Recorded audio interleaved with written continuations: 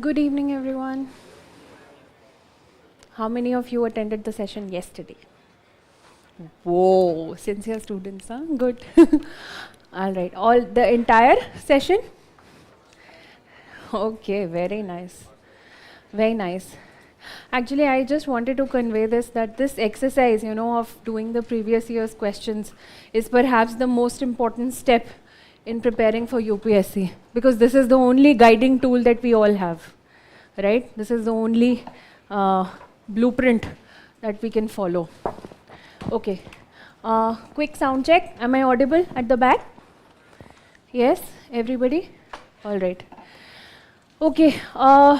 We all did geography the other day, right? And I hope the session was insightful in certain ways. Okay.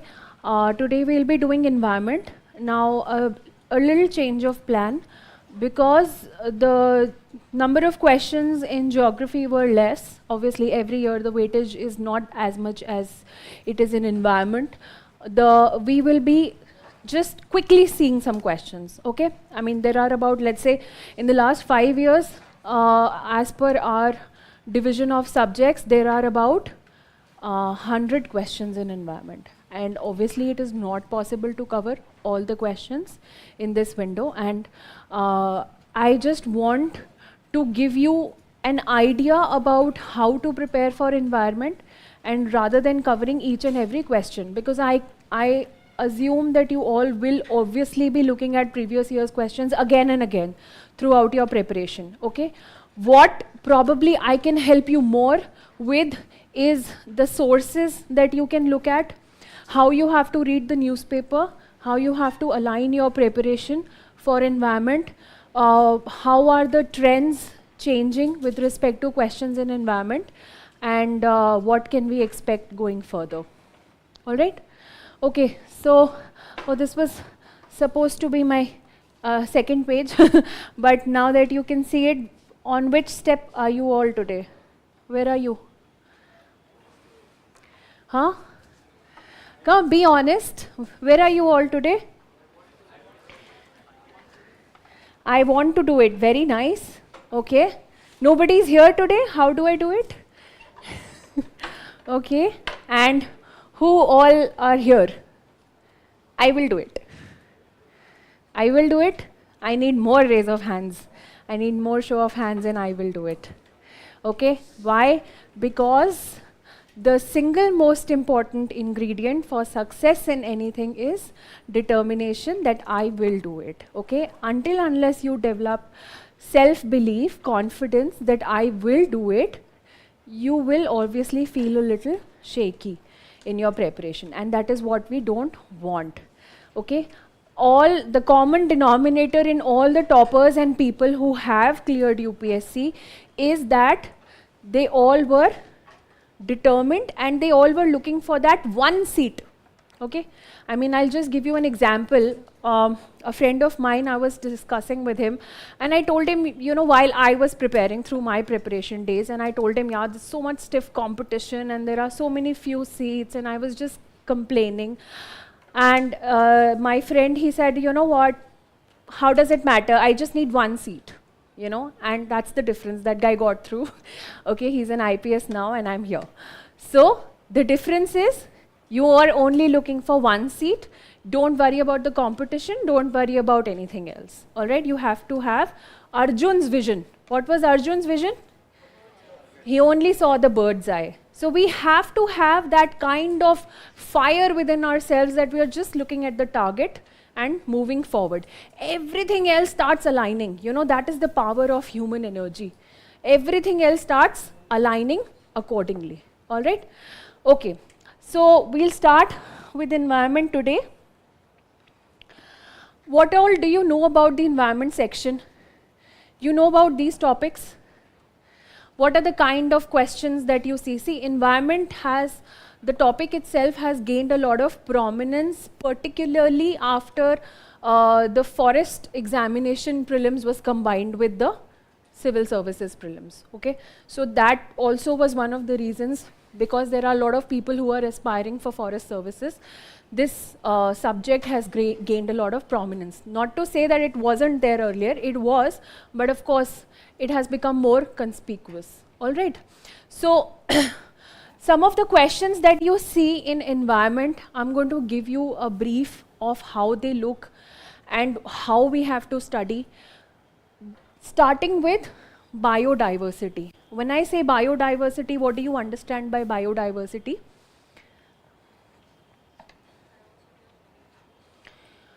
So basically we are talking about plant kingdom and animal kingdom. We are talking about different species, right? We are talking about plants, animals and microorganisms, right? So we are talking about different species, and within species we have to look at certain things. If you are talking about a species, or let's say if you are, one second.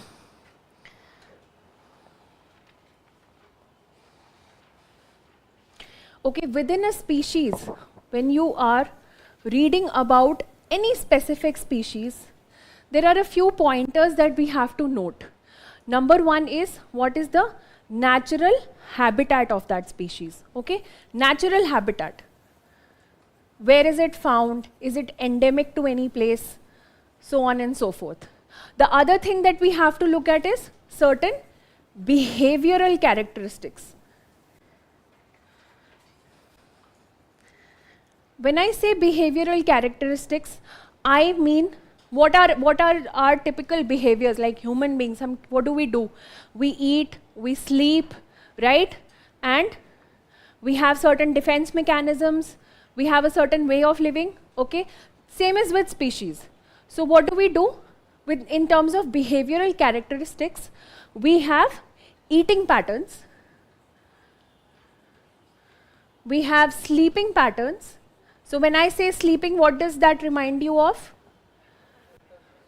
Hibernation, and that is in fact adaptation, but in general sleeping also nocturnal animals, diurnal animals, okay? Sleeping patterns, eating patterns, whether they are herbivores or carnivores, okay? And what kind of feeding do they do? That again we will see those kind of questions going forward, okay? Eating, sleeping, then defense mechanisms, how they defend themselves against prey, okay? Whether they have any special characteristics, whether they have any special features which no other species has, all these things become important, okay? So my suggestion is, whenever you are reading about any species, not only the fact that where it is found in India or in the world, what is the kind of natural habitat it is, it thrives in, you also have to look for these characteristics of a species. And whenever you come across any article in the newspaper related to one species, even if it means a new species of, let's say, gecko is found. What is gecko? G-E-C-K-O? Yes, it's a flying lizard. So India has so many, species. Dusre din there is a species of gecko which is discovered in India, right? So all those characteristics have to be noted. So when I am talking about gecko, if I am saying there is a gecko species discovered in India, you should be able to tell me where all gecko is found in India.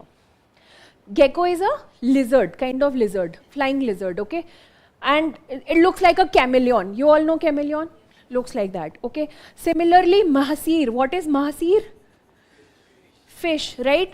Mahasir has so many varieties of mahasir in India. We keep hearing, there are lots of articles related to mahasir. Okay, so you should be able to tell me what is the natural habitat of mahasir, which rivers in India to be find which kind of mahasir, which mahasir is critically endangered, which is not. Okay, so that aspect also becomes important. Point being, for every species, these 4 to 5 things should be made in the form of concise notes in your notebook in a very small table. Okay, just 1, 2, 3, 4, these points like that. Don't go on, accumulating too much information. The other day we had the geography session. After the class, I had some students walk up to me and show me their notes. I can't believe people were making such verbose notes. It's not required. It's absolutely not required. You don't have to copy paste sentences from the newspaper. You just need data and information and just, relevant points. Is that clear? So all those of you who are struggling to read the newspaper, please make your job easier by simply just, collecting the important points and jotting them down. That's all. You can frame sentences in the examination later. You can write on your own. You don't need sentences. You just need pointers. All right? Is that clear? Going forward, I will be giving a brief on how to make notes. Number 2, the other day I spoke about seeing state websites, right? Anybody remembers? Right. So we did talk about seeing the websites of states and why is it important in terms of UPSC preparation. See, this is my personal opinion that any state, especially the tourism related website of that state, they will put their best foot forward. Okay, they will showcase all the special characteristics of that state, whether it is cultural, whether it is geographic, environment, wildlife related, so on and so forth. So all the good things about that place or that particular region, you can see there. I will give you an example of that also going forward, and we will be seeing that how we can pick information from state websites. How many states are there? How many states are there? Okay, so how much time, even if you give 2 to 3 days to one state, you will be able to cover it in a span of 3 months. And that means you will be able to cover not only geography, but culture and all that also. Okay, so we need to become a little more smarter in our preparation. Okay, now, fine. So biodiversity, we spoke about behavior, all right. Then there is something called taxonomy. What is taxonomy? Classification, okay, within the framework of, let's say, the plant kingdom or the animal kingdom, where does that species lie, okay? Suppose there is a question on arthropods. There was a question few years ago that which of the following species, which of the following animals is different from the rest of the 3, okay? And the options were crab, spider, mite, similar looking animals, okay, similar looking insects. But what was the difference? The difference was arthropod. They were asking about the class arthropods, and rest of them, one of them was not, and rest of them were a part of the arthropod class. Okay, all right. So we have to see taxonomy also, but again, don't get scared. We will only restrict ourselves to NCERT for this. Okay, and NCERT should not scare you. All right. In environment, most of the sources are centered around 2 or 3 things. One is your Down to Earth magazine, which I absolutely swear by, and I can show you numerous examples how time and again UPSC has been framing questions around articles. Not to say that they are promoting the magazine. Bottom line being, Down to Earth magazine is committed to the cause of environment. It is run by which institute? CSE, Center for Science and Environment, right? So CSE is an institute par excellence in India. So it is of course a non-profit organization, but at the same time they are updating, and they have a big team of people who are updating environment related information and news on a daily basis. So that becomes a very, very important source. Number 2 is your Hindu, or rather any newspaper, okay? So let's see.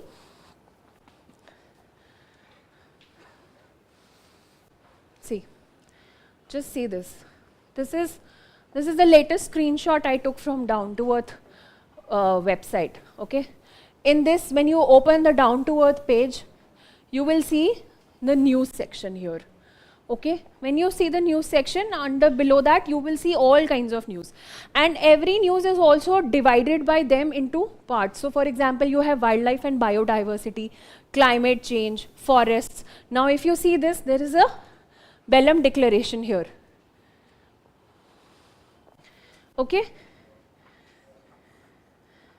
Important, right? So your one-stop solution or very, very critically important source is Down to Earth magazine. You have to do this regularly. There is no other way. Okay? This has to be done regularly. Each and every article of this magazine becomes important, and all this is free of cost. This is just available online. Okay? You don't even need subscriptions for this.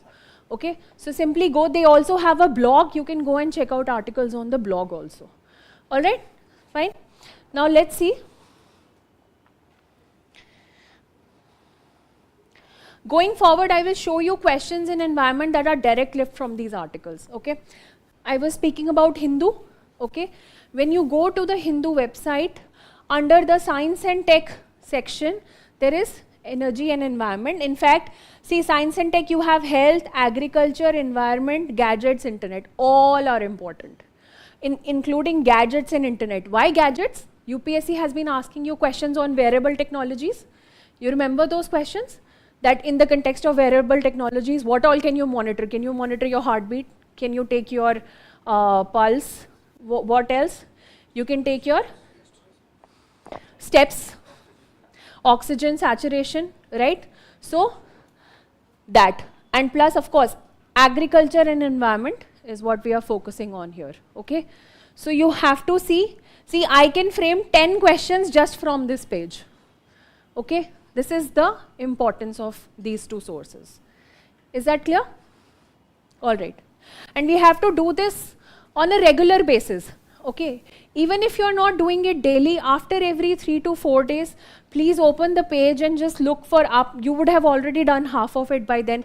Maximum to maximum 7-8 new articles will appear on this page. Just go and go through them again, make notes and move forward. Okay.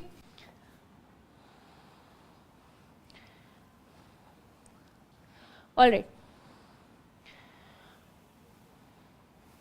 Fine. So next, we were talking about taxonomy. Okay. In the context of taxonomy, your class 11th NCERT has these chapters. See, diversity in the living world. It has biological classification, plant kingdom, animal kingdom. It can get a little technical. It can get a little tough, but it has high return on investments. These are just 3-4 chapters. If you use the help of Google or YouTube, in case, let's say you don't understand, let's say there is a term diatoms. You don't understand what is diatoms, you Google it or you use YouTube to watch any video and then you understand it and then read further. But these 3-4 chapters are highly rewarding. This is what I have observed. Okay, and again we will see questions related to that going forward. Clear? Is that fine? Okay. And of course, in your class 12th NCERT, there are chapters related to ecosystem. There is organisms and populations, ecosystem, biodiversity and conservation. There is an old NCERT also, which has around 4-5 chapters. I think that is also circulating in the market. You can go through them also, all right, for your basic ecology concepts. Clear? Like what is alpha diversity, what is beta diversity, all those things will be covered in those chapters. Fine? Okay.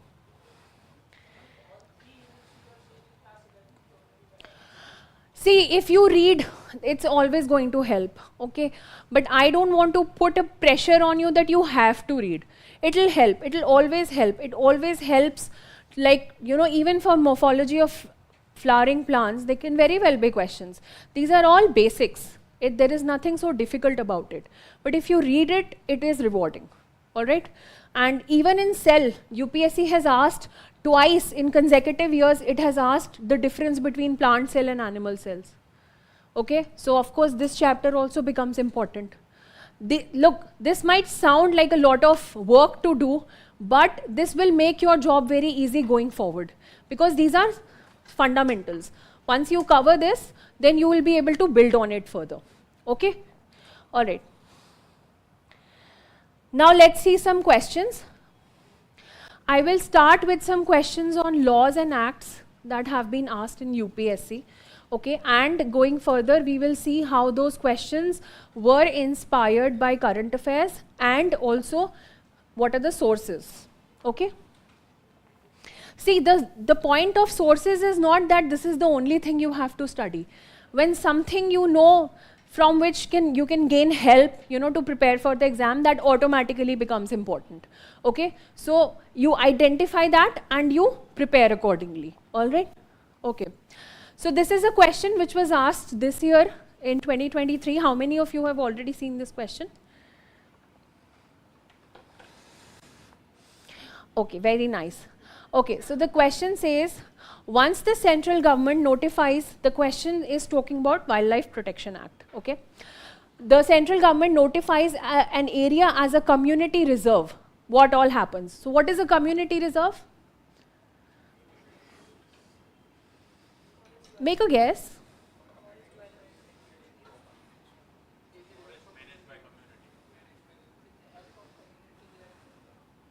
How is it different from other forest areas also have community people living? How is community reserve different from, let's say, wildlife sanctuary?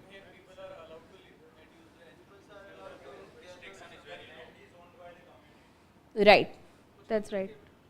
And mostly what happens is wildlife, just say wildlife sanctuaries, there are two wildlife sanctuaries. So the area in between, will be declared as a community reserve. Okay, all of you, what you are saying is right, but just to give it in context, this is how it looks like. Okay, so what says, it says what happens when you notify something as a community reserve. How does it change the dynamics of that place? The chief wildlife warden of the state becomes the governing authority of such forest. Who is the chief wildlife warden of a state?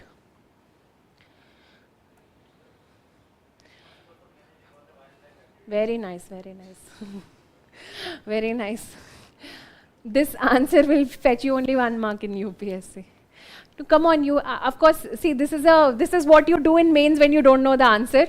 Okay, you say that, oh, this person is responsible for managing all the wildlife, all right? But who is the chief wildlife warden? Very nice.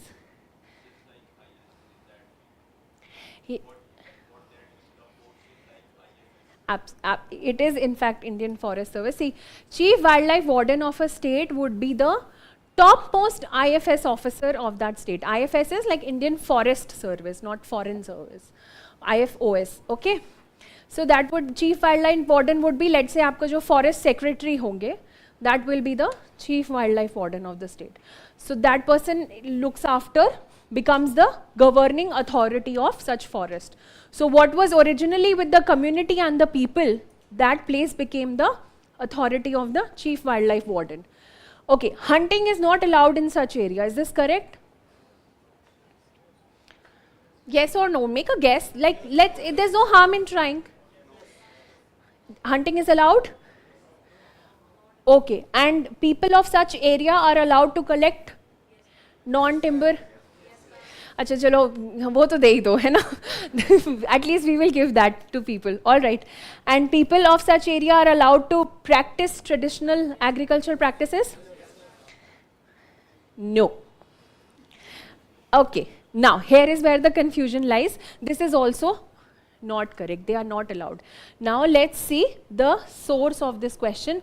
Of course, these are all the provisions of the Wildlife Protection Act. So if you see community reserve, the state government may, where the community or an individual has volunteered to conserve wildlife and its habitat. So even a community or individual where they are already, conserving, declare any private or community land.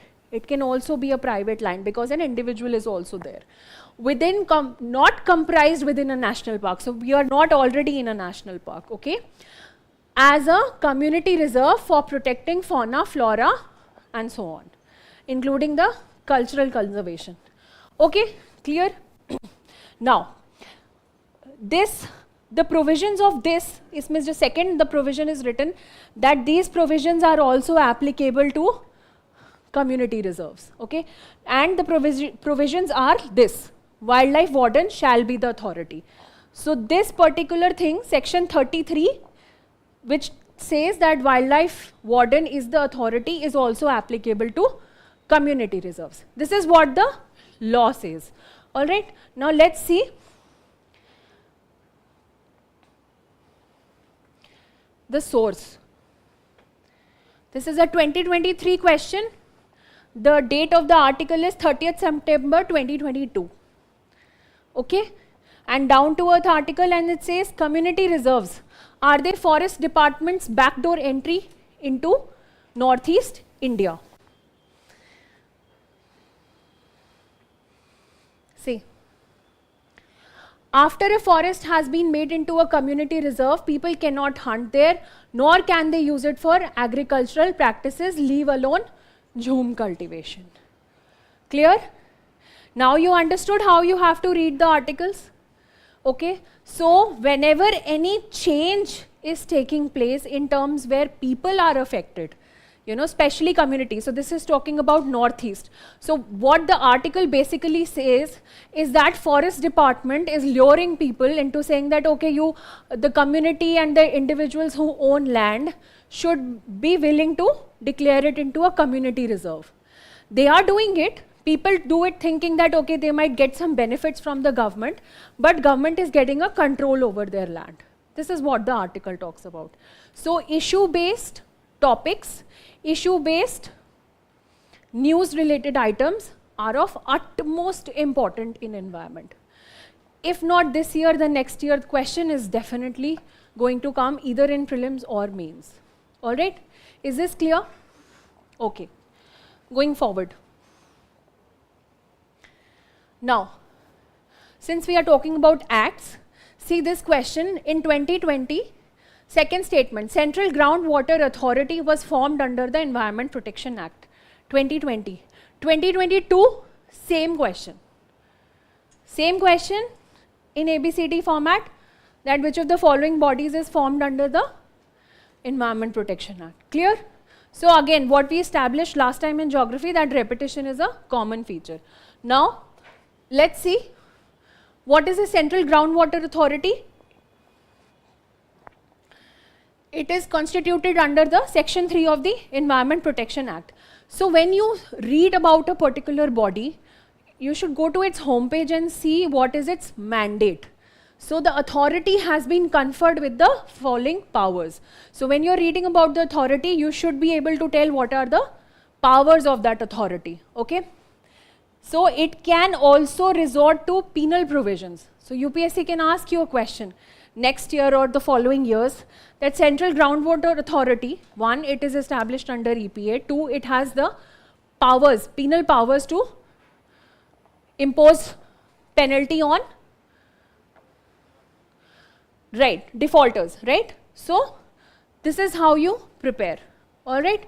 And what is the difference between Central Groundwater Board and Central Groundwater Authority?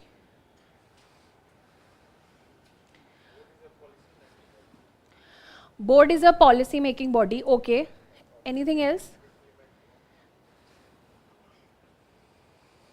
Board is usually a scientific body or somebody who is trying to promote something. And authority is usually a regulatory body who has powers, okay. So in this case, when you see Central Groundwater Authority has powers, Central Groundwater Board, it says, is a subordinate office of the Ministry of course, that is now Ministry of Jal Shakti, okay, entrusted with the responsibility of providing scientific inputs for management, exploration and augmentation of groundwater resources, okay. So a board would rather want to have a scientific opinion about promoting something, like he said, maybe on a policy side, okay, and authority will have more regulatory powers. Is that clear? Okay. Yeah, so one more thing about this question. The first statement says 36% of India's districts are classified as overexploited and critical by CGWA. Actually, this statement is correct. Okay, there are about 270 odd districts out of 700 which are classified as this. But fortunately or unfortunately, UPSC did not give an option in which all 3 statements are correct. So we still have a question mark on this question, you know. The correct answer key given by UPSC for this question was B, 2 and 3 only. But in fact, the first statement is also correct. All right. So this question is also an issue. Anyway, leaving that aside, what do we learn from this? What is the key takeaway?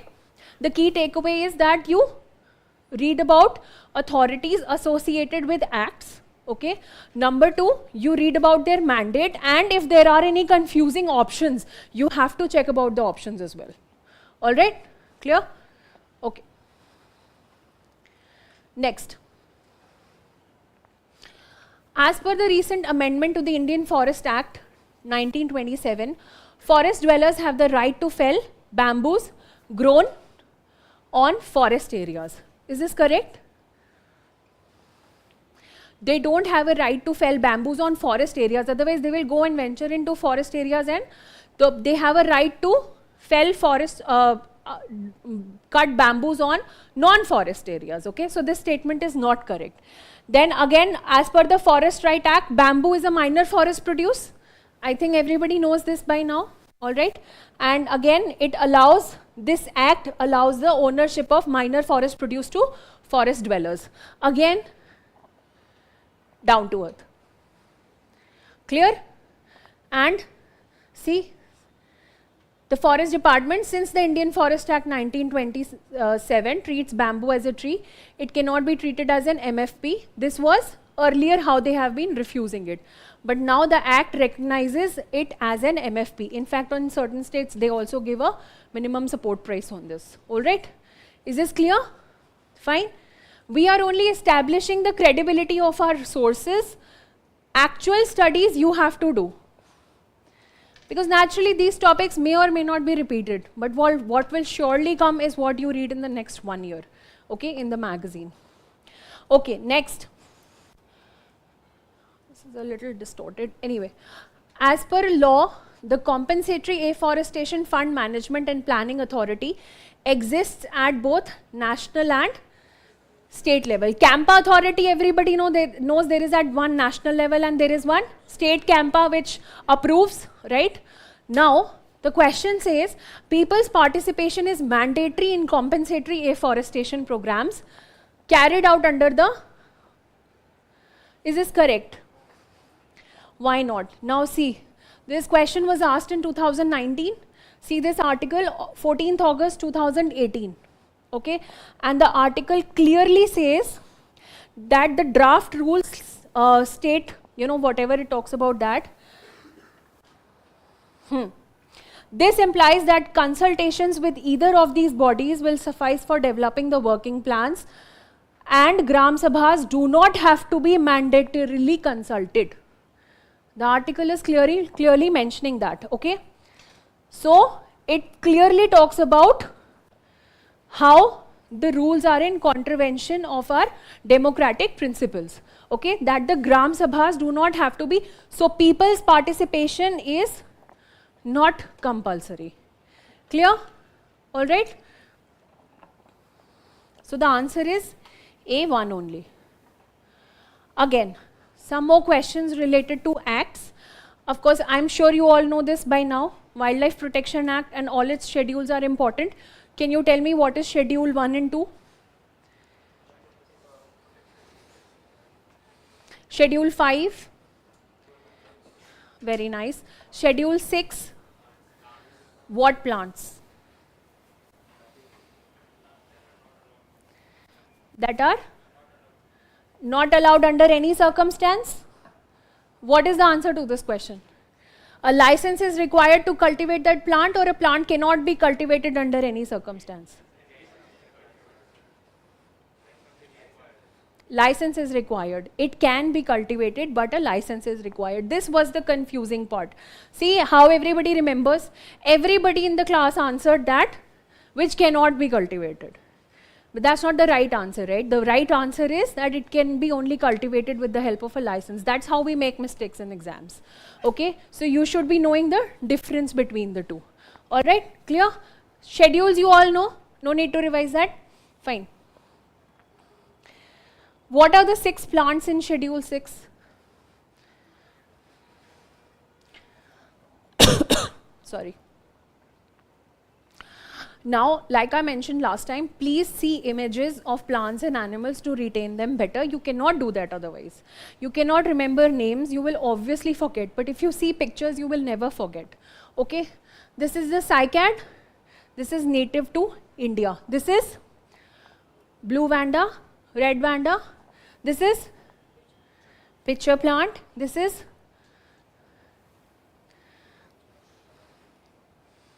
slipper orchid. Right?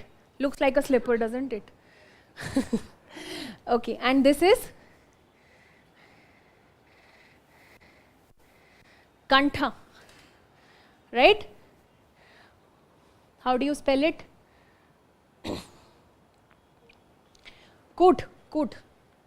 Okay, coot is a plant which has medicinal properties. Now, a plant which has medicinal properties automatically becomes important. Okay, and what are the characteristics of this plant? It is a carnivorous plant. Okay, Venus flytrap examples. Now, when you come across something like this during your preparation, that okay, you know that this is a carnivore plant, you will look for other carnivore plants found in India. You will Google that, you will get at least 6 to 7 names and you will note it down. Is that clear? That is how you build on your preparation. If you're waiting for one particular article to come in news one day and give you all the information, that will not happen. Okay, we have to build on what we already know. Clear? All right, going forward.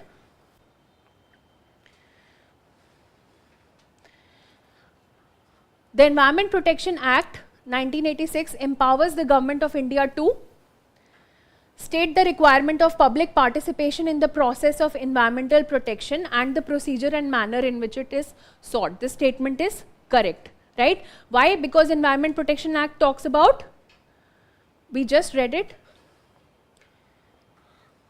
Yes.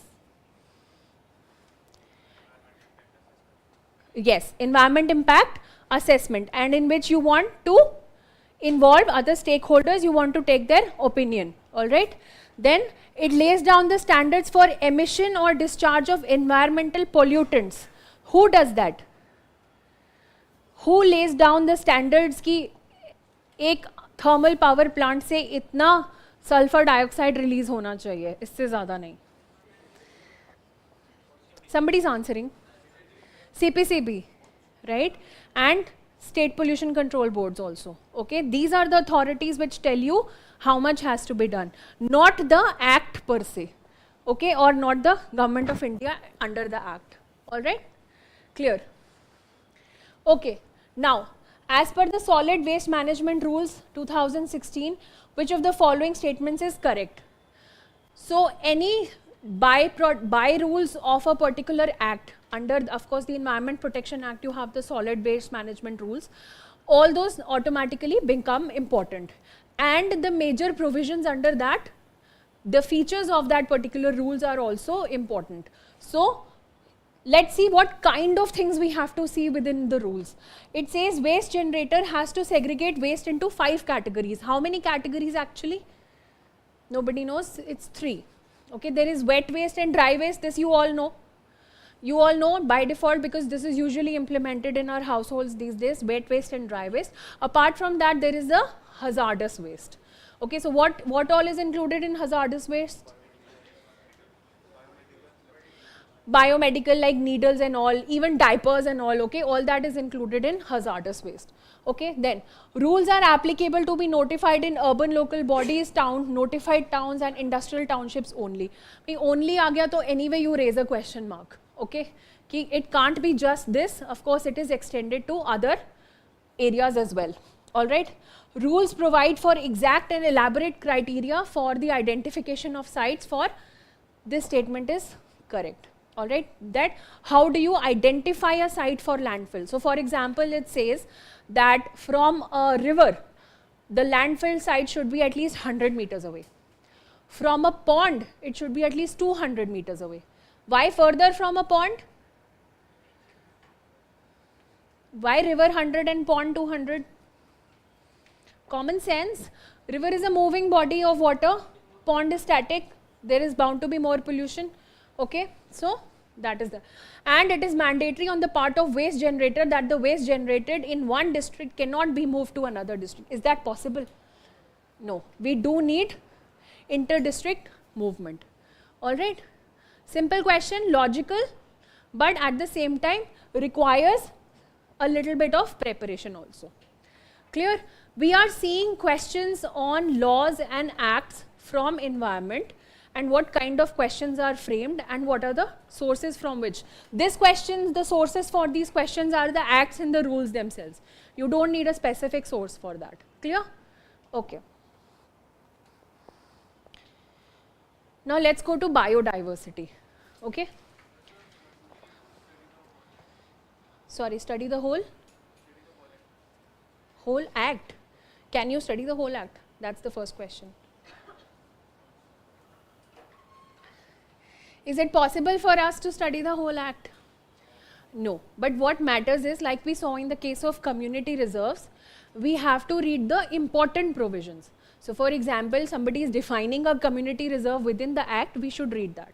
If the duties or authority of a particular, let's say chief wildlife warden were being delineated, we should be reading that. That becomes important. See, 5 years before from now, I would have said there is no need to even open the act. I would have told that. But now it has changed.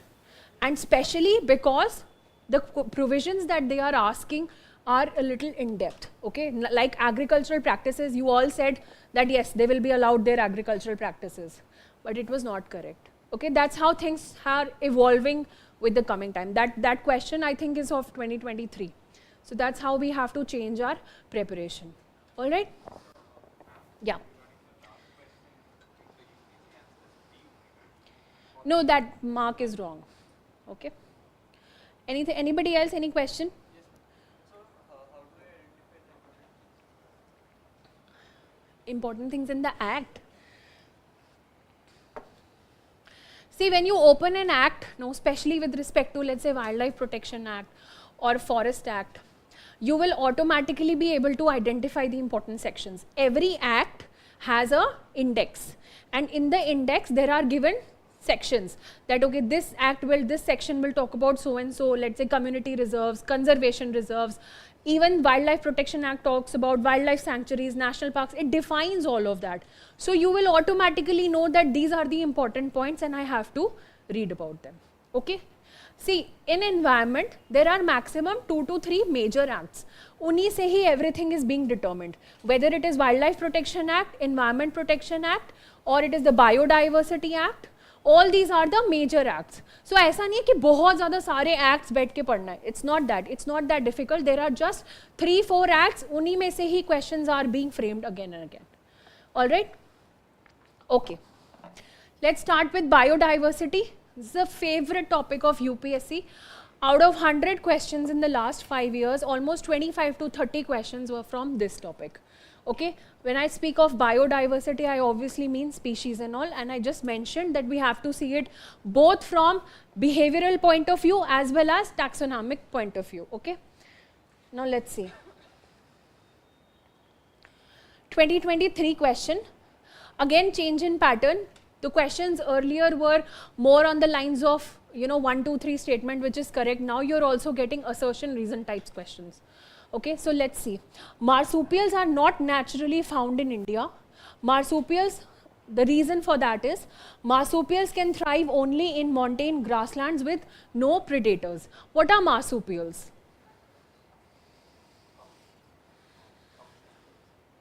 You are right. Your answer is right, but I am looking for a proper answer. See, again, in UPSC, whenever you are preparing for something, okay, if you know that there is something called marsupials, you should be able to define it in at least one sentence and not one word. You get my point? If the question is in mains, will you write pouch? What will you write in the sentence? I want to know. Mammals which carry their young ones in a pouch. Okay, anybody else?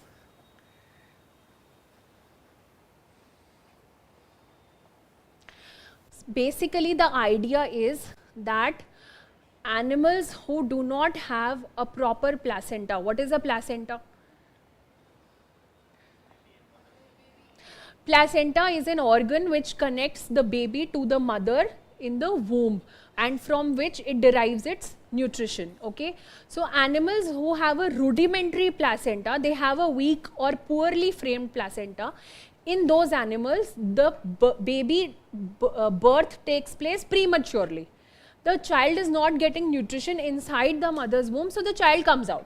Okay, the birth happens prematurely, and then thereafter the child comes out. So whether it is in the pouch or the child, crawls up. So actually, I don't know how many of you have seen it, but jo kangaroo ka birth hota hai, it is this much. Do you know that? What is a baby of a kangaroo called? How many of you have watched Friends? Friends किसने देखा है? Friends TV series? No, I'm very happy. I'm proud of my class.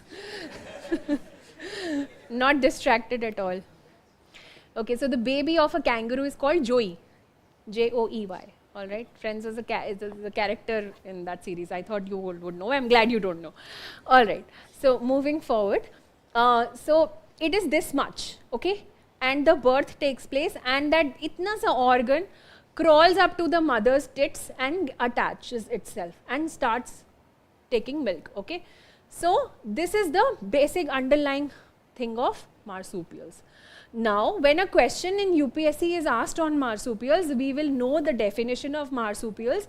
We will know what all animals are classified under marsupials, not just kangaroo, and we will know whether marsupials are naturally found in India or not, and if yes or no, where are they found?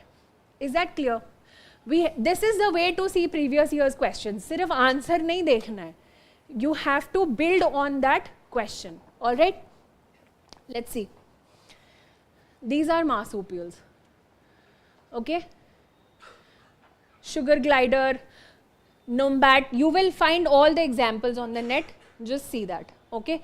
These are examples of marsupials. And this is the natural habitat of marsupials. So 70% of the marsupials are concentrated around the Oceania region, which is Australia and New Zealand. All right? And around... Why? Good question. Who will answer this for me? Of course, I will answer in the end, but who will make an attempt to answer this question? Why?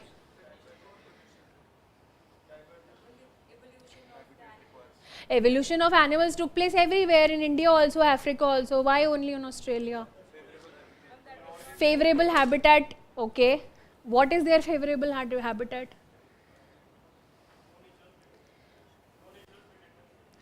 No natural predators. Okay. What else? I'm looking for a more concrete reason. Why is the biodiversity of Australia and New Zealand so different from rest of the world? Koalas हैं, kangaroos हैं, they're all so different और कहीं नहीं मिलते world में. या क्या special है यहाँ का? पानी अच्छा है? Beaches. Beaches बहुत अच्छे, very nice. Have you seen a kangaroo running on a beach? Connectivity कम है. That is common sense. So this region, very long ago, at the time of, the splitting of continents, this region got separated very fast. Okay, and बहुत time से ये अलग है, and there was no intermingling of species. So isolated development of species and evolution took place in this region. That is why the biodiversity of this region is absolutely different from rest of the world. All right, clear? Okay. So yeah, this is what we were reading about marsupials. Clear? Now we have understood. So going ahead, what will we do? We will make a list of marsupials. Now why was this question asked in 2023?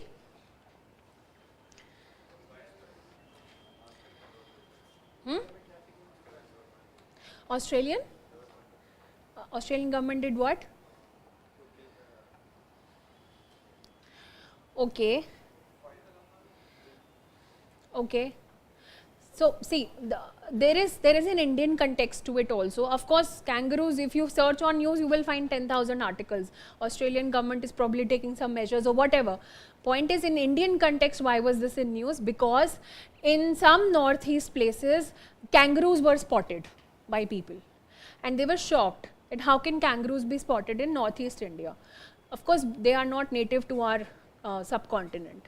The reason was because of smuggling. Okay, some people were smuggling kangaroos into India, and because of which they were spotted here. So, the question. Clear? I hope you're able to draw inferences from how news can be changed into a question and otherwise.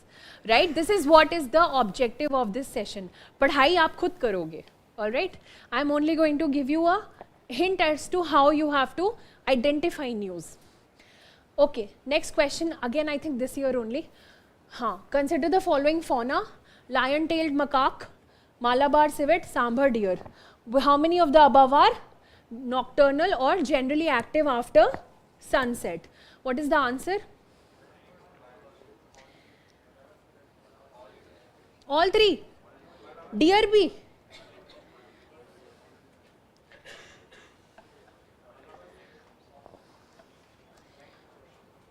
देखो, answer is only this. ठीक है? And now logic may or may not be valid, but where is lion-tailed macaque found in a forest?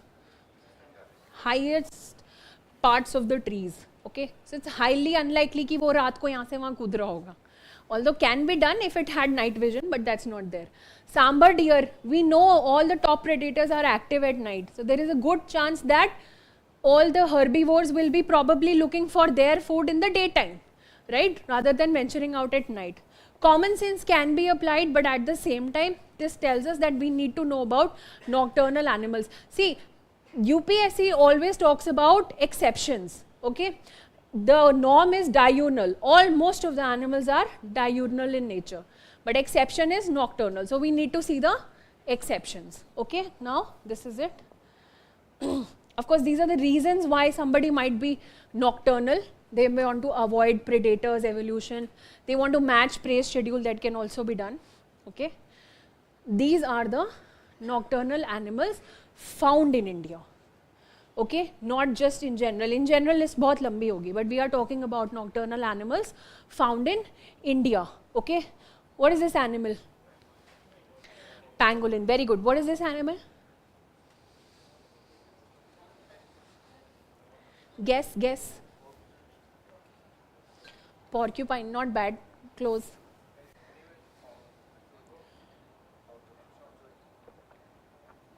जोर से बोलो. Okay, this. ये भालू तो जानते हैं सब. इतना क्या मुश्किल हो गया? ठीक है. This. हाँ जी, कौन बोला चीता? Do you know how to distinguish a cheetah from a leopard? No? Read. Okay. Very important topic. Jokes apart, extremely important topic. Why? You all know why.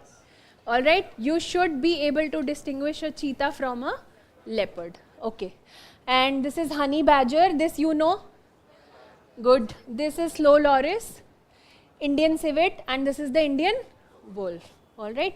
ये main है हमारे nocturnal animals. Now we know more or less about these. Okay, we want to find out more about this, and this. Clear? Note down their names, read more about them, because I'm very sure you won't know much about them. Okay, the lesser known names. Clear? And I will show you how 2 animals out of these were again repeated. Okay, going forward. Clear? Again, this year's question. Which of the following organisms perform waggle dance for others of their kin? Kin, you understand, right? Kin, family or relations. To indicate the direction and distance to a source of their food. Very nice. The answer is honeybee. Now, I'll just give you a brief theory. What does the waggle dance look like? The waggle dance, the movement of the waggle dance is like this. वो ऐसे घूम के आएगी, then it will go like this, then again like this, okay? And how it indicates? Suppose it makes an angle with the sun. Suppose the flower is here, okay? The flower is here, and the bee will dance, make this particular pattern in the angle of the flower, all right? And the more number of turns it takes, the more distance from this point to the flower. Lesser number of this twirls she makes, rather it's not a she, it's a he. Why? Why is it a he? No.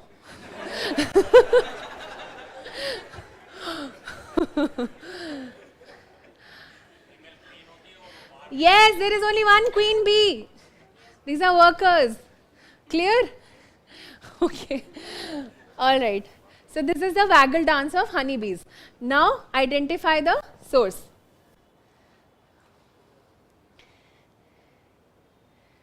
Unlocking Secrets of the Honeybee Dance Language, The Hindu, March 11, 2023. Clear है? See, in environment, अगर आपकी 18 में से 10-12 भी सही नहीं हो रहे हैं ना, then you are at fault. All right? Because I am proving it to you time and again that it's all coming from the news or your static sources. All right? So please don't feel disheartened. All you need is a little consistency in efforts. All right? Is this clear? Good. Now, again this year's questions. Indian squirrels. Okay, question is in Indian squirrels. They build nests by making burrows in the ground. Is this correct? Huh?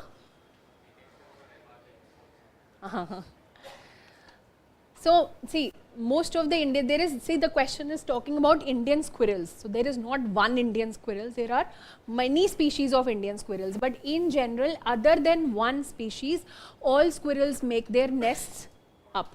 I am sure kabhi, if you were sitting in a garden, kabhi observe kiya hoga that a squirrel comes down, picks up a food or something and then quickly rushes up. Have you ever seen it having a nest on the ground or in a burrow? Rarely, like at least not normal Indian squirrels jo hame commonly dikhti hai. Okay, they store their food materials like nuts and seeds in the ground. This is correct. Okay, they do store, but their house is at the top floor. Okay, and they are omnivorous. Okay, now when you are asked a question on Indian squirrels, you will find out what are the different species of Indian squirrels. So when you search on Google that Indian squirrels, various species of Indian squirrels, itni lambi list aati hai. Okay, this is the list. Now in this list, which squirrel is the exception which actually makes a nest in the form of a burrow? It's Himalayan marmot. Okay, and UPSC has already asked a question on Himalayan marmot earlier. Is that clear? Are we analyzing the pattern here? We are understanding that? Good. So here is the squirrel and here is its nest. Fine? For pictographic memory purposes. Alright? Okay. Now, next question. Very tough question. I don't advise you to attempt such questions unless you are very sure. There can be traps. Okay, the question is on mushroom. Some mushrooms have medicinal properties, some mushrooms have psychoactive properties. This is correct, all are correct. Some mushrooms have insecticidal properties, that's correct. Some mushrooms have bioluminescent properties, that is also correct. These are the examples. Okay, but this question I tried to search from where possibly could UPSC have framed the question. There is not one particular source. It is a tough question. Within a species, that too of this nature, it's not a big animal or something, not a very big behavioral characteristic that they might have. It is tough to answer. Okay. And within NCERT also, NCERT only mentions 1 or 2 points regarding mushrooms, not too much in depth. So we kind of don't mess with such questions unless we actually know the answer by our general awareness. Okay, clear?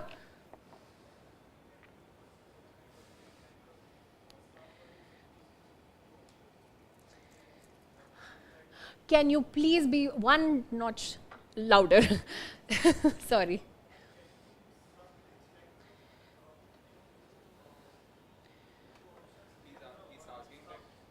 Some. No, that is what I am saying. Some is not a... The word some does not tell you anything. Please don't think that some hai to sahi hoga. Koi na koi to nikal hi aayega. Please don't have that attitude. Don't do that. It is wrong. Okay, it is wrong. Why it is wrong? Because see, there can be exceptions either way also. There are hard and fast species जिनमें ऐसा कुछ नहीं भी होता होगा. I do not want you to take these bad techniques that some, all, none. ठीक है, only में थोड़ा सोच सकते हैं, but that does not give you an answer. These are traps. Don't fall for them. Okay, some, the word some will not, is it in itself is not this thing that it will be correct. All right, clear? That UPSC used to do that like 5-6 years ago. You could use that as a hint. UPSC is also evolving with us, so let's give them some benefit of doubt. Okay, Hanji. You have to consider.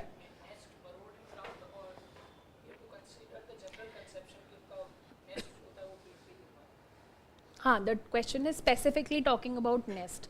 So when you're talking about nest, you will think in nest ऊपर है, and they in general store food in the ground. There are two different things. Nest building वो ऊपर करते हैं, लेकिन जो खाना store करते हैं वो ground में करते हैं. Option 1 was saying that they build.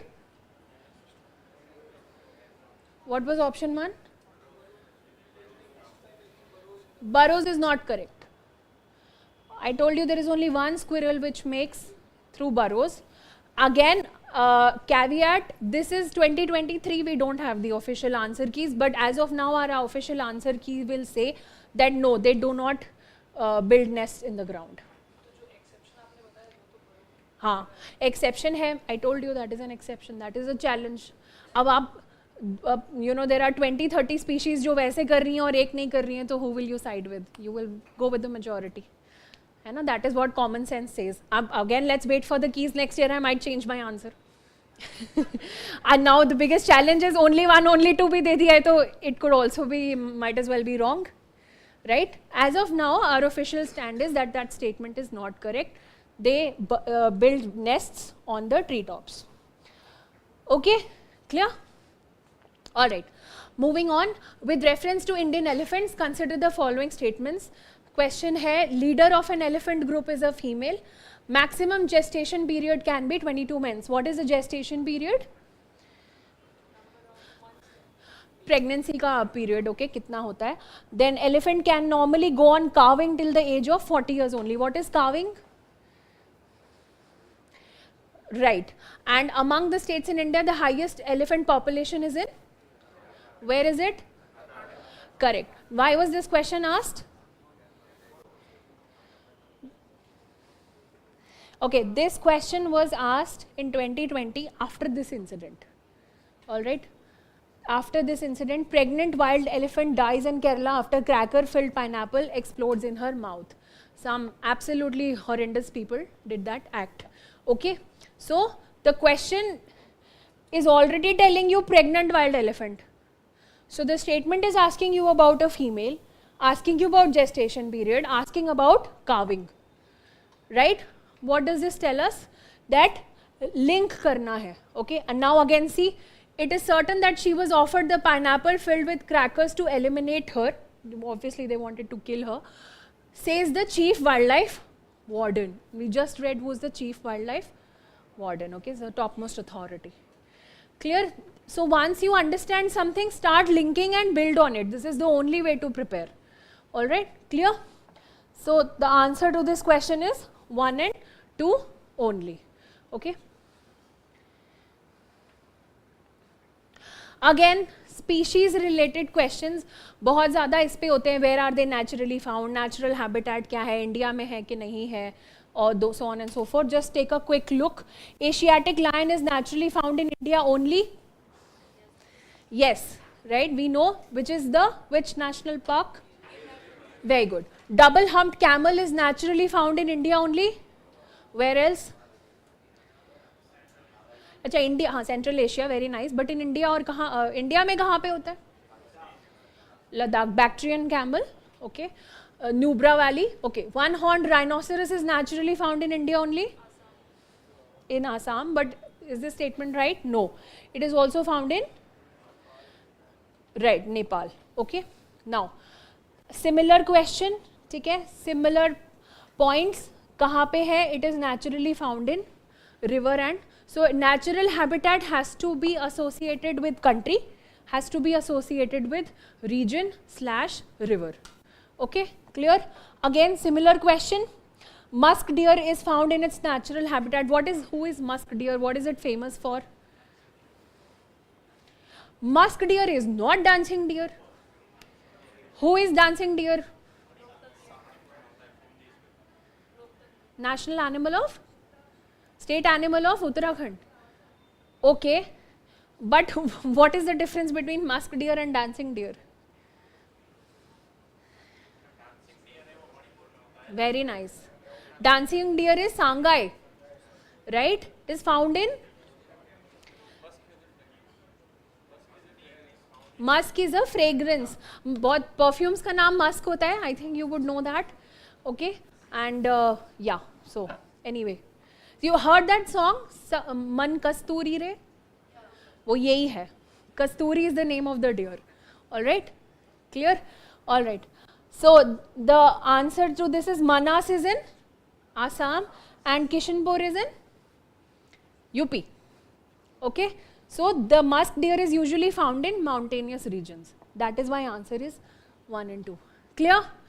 Just हम समझ रहे हैं कि करना क्या है, ठीक है? You will find the answers. You can do all of this. Now, if you see this similar question, biodiversity, given the names of species and what are they? ठीक है? Bird है. Similar question in 2022. Which of the following is not a bird? Mahasir, we discussed at the start. Okay, it's a fish. Very nice. Now, again, relationship between species. We have talked about biodiversity, behavior, taxonomy, relationship between species. This question is a tough question. Still, just for your clarity, कि आगे भी दोबारा कभी symbiotic relationship पे question आ सकता है. There is certain species of which one of the following organisms are well known as cultivators of fungi. So, like human beings, we cultivate crops. Ants cultivate fungi like this. Okay. So, there is a mutualism between ant and fungi. Okay, you will tell me, you will find out what is the benefit that fungi is getting out of ant. If it is a mutualistic relationship, what is the benefit that fungi is deriving out of ant? Clear? Okay. Now, which one of the following is a filter feeder? What is a filter feeder? Okay, what is feeding?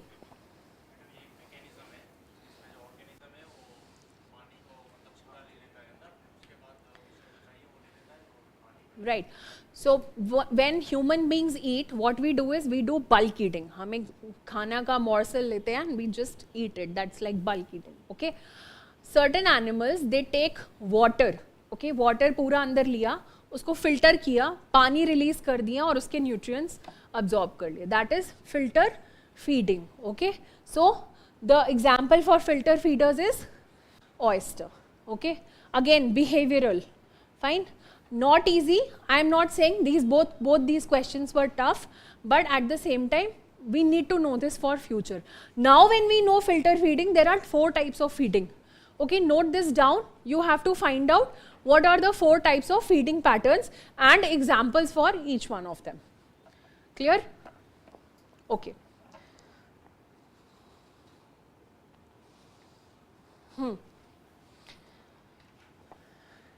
I told you I will come to these again. Pangolin, hedgehog, nocturnal and marmot. Right? ठीक है? देखा है ना? This is 2021 and those questions were in 2023 this year. So how important it is to revise all the options is clear to you, I hope. Okay. So to reduce the chance of being captured by predators, which of the above organisms rolls up or roll up to protect their vulnerable parts or themselves? What is the answer? Hedgehog का क्या characteristic होता है? अच्छा, what does a hedgehog look like? What is the key feature जो एक अलग कुछ लग रहा है इसका?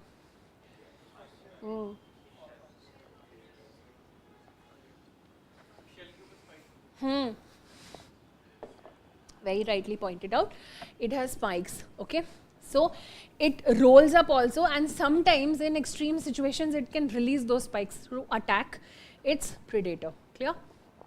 Similar is with pangolin. Okay, clear? All right, fine. Okay, moving forward now, some wala question again. Although to my luck, answer to this is all correct.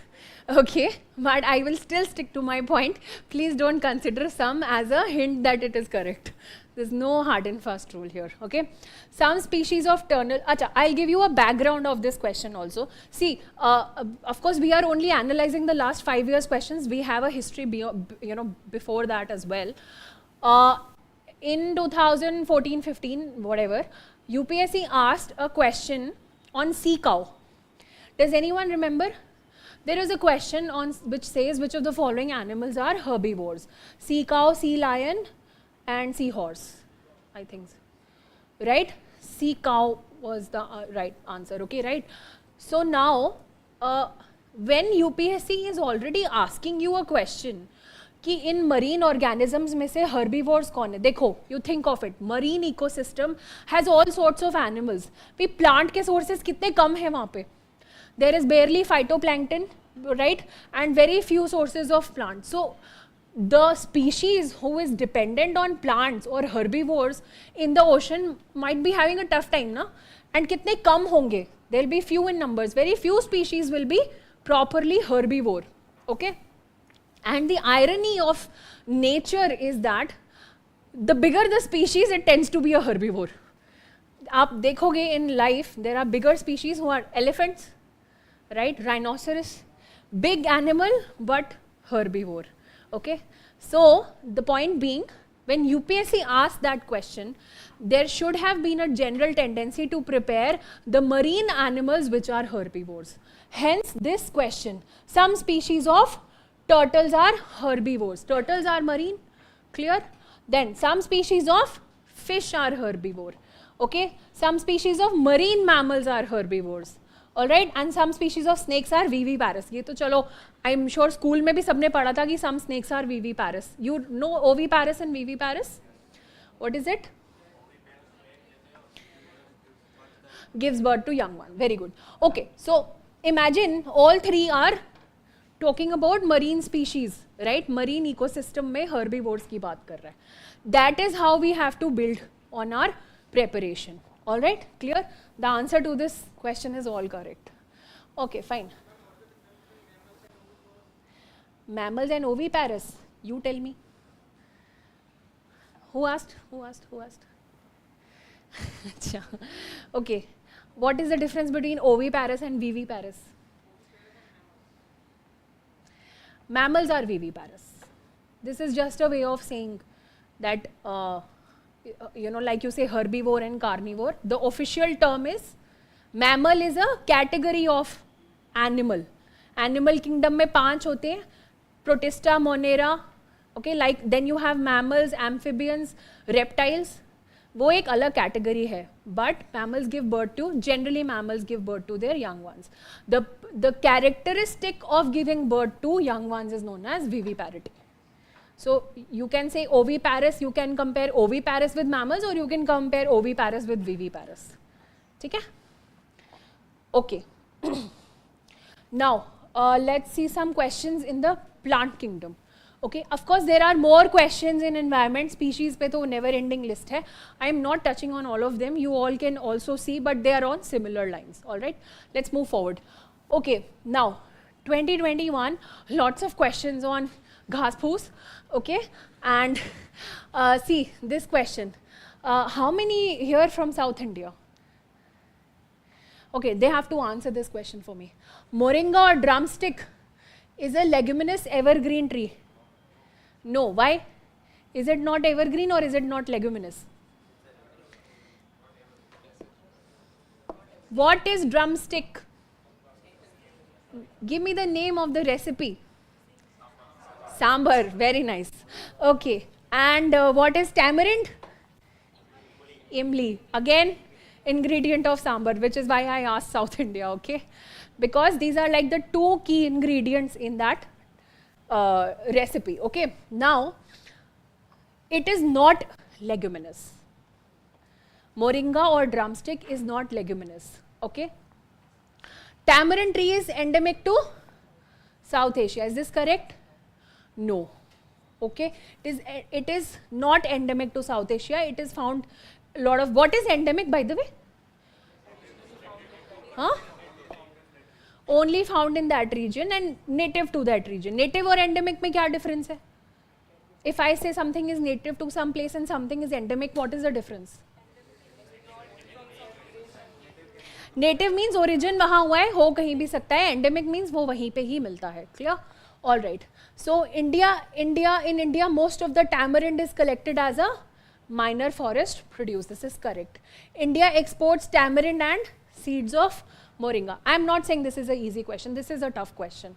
But bottom line is, now that you have a question on these two particular trees and you are observing that UPSC is asking again, what is an evergreen and what is a deciduous? We did that in geography also the other day. That means in any important tree species, suppose you read about red sanders in newspaper or any other important tree, acacia, any important species, you need to know what is, whether it is deciduous or evergreen. Alright? And seeds of moringa and tamarind can be used in the production of biofuel. Okay, of course ये थोड़ा सा options देख के भी कर सकते थे, but see the 3, 4, 5 are correct and 3 and 5 are in most of the options. So you're actually, the whole question was somewhere stuck on the first statement. If you know the first statement, you can come to the answer. That was the whole point of this question. Okay, evergreen and leguminous. Clear? All right. Now palm oil.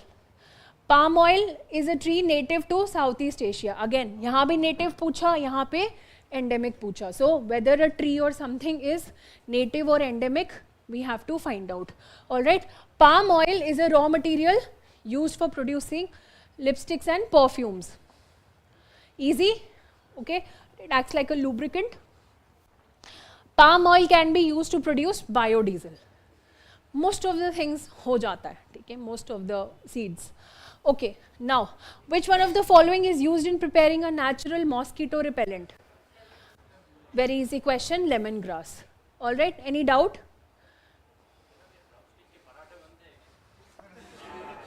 Who will answer this question for me? Somebody answer this question? पूछो. Oh, okay. इसीलिए तो नहीं आया question paper में. हो सकता है. चलो, all right. ठीक है. अच्छा. Now going forward, when you have known the answer lemongrass, does not mean others are not important. Note them down. Congress grass, nut grass, and elephant grass, and wheat grass भी लिख लो. Okay. What are they? How are they different? Found in India, not found, uses, etc., etc. See, previous years, I assure you there are toppers, there are people who have cracked prelims just by seeing the last 10-20 years papers. Okay? Only because they had these strategies and these, you know, techniques in their hand. And you have to do this. Alright? Okay. Next. Recently, there was a growing awareness in our country about the importance of Himalayan nettle. Okay, because it is found to be a sustainable source of anti-malarial drug, biodiesel, pulp for paper industry and textile fiber. Okay, question in 2019, news 2017 May, okay, and simply talks about Himalayan nettle. Okay, down to earth. It's a single important source where Himalayan nettle was covered. It was not even covered in newspapers. Clear? Okay, which is why every article of down to earth is absolutely important, even if it is talking about one species, standalone species. There have been articles in the last 1 year about hing. What is hing? Lot of cooking happening in the class today, invariably. What is hing? हाँ जी, पहले तो ये hing की English बताइए. Very good. सबने Queen देखी है. अच्छा. Now tell me what, where is it cultivated in the world? Is it cultivated in India? Yes or no? Yes. Where in India? UP. अच्छा. और राजस्थान. अच्छा. और very conveniently you name the spices, huh? All the spice belts. Hing is traditionally not cultivated in India. It is primarily cultivated in Central Asia, especially Iran. वहाँ से आती है hing. What is hing? Hing is a part of root of a plant. Okay, it has a very strong pungent smell, and then that is broken down, dried up, and then broken down into a powdery form. All right, hing cultivation has recently started in India. Okay, especially in colder regions, not in Rajasthan. Okay, don't make bad guesses. All right. So my point being, articles in Down to Earth related to one particular species which have, which has started cultivation, which is bringing some sort of commercial, profit to farmers, something new happening, that is important. Okay, so we need to know that. Clear? Of course, the answer to that is textile. Okay. Now, some more 1 or 2 questions on plants and then we'll move forward. Which of the following are nitrogen fixing plants? ये तो आना चाहिए भाई. ये तो NCERT का question है. What is nitrogen fixation? I always wonder, people understand but they really don't actually understand. What is nitrogen fixation? Very nice. Converting atmospheric nitrogen into a form that can be absorbed by plants. But who converts? Right. And where is the bacteria present? Root nodules of leguminous plants. Okay. The answer to this is 1, 3 and 4. Okay. We'll just see. This is what? Okay. The microbes, they fix nitrogen. Okay. And in a form, usually it is converted into ammonia. Okay, all right, fine. If you see the actual roots of the plants, you will find nodules. And what are nodules? Nodule hota kya hai? What is it? Is it like a bubble or what? It is like a small bulbs in the root. That is where the bacteria is present. And it is living in a symbiotic relationship with the plant. The bacteria gets the carbon and the plant gets the nitrogen. All right. So again, an example of mutualism. Okay. Now, again, thoda sa tough questions which might scare you, but you can do this if you have done those chapters of biology which I mentioned at the start, that is of the plant kingdom and animal kingdom. Okay, because these names will scare you. Okay, copepods, cyanobacteria, diatoms, foraminifera, these names will scare you. But you can do them if you have done those chapters. If at all, एक साल में ये सब पढ़ने का time नहीं मिला तो आखिरी महीने में मत पढ़ना. Okay, अगर sorry, if you can take out the time to invest a little bit of time in those chapters, which is nothing, believe me, considering the return on investment, because every question can make or break your chances in UPSC. Okay, when you know in hand there is a static source from which their question might come, how difficult is it to cover that, right? Okay, so which of these are primary producers in the food chains of ocean? Again, basic question, it's asking you ki primary producers kaun se hain. Okay, copepods are basically zooplankton. So they are not primary producers. Then you have cyanobacteria. Everybody knows about blue-green algae. We read about that during evolution of Earth, right? So they are responsible for fixing oxygen, providing oxygen. That is how the atmosphere of the Earth got built up, right? So that is correct. Then there are diatoms.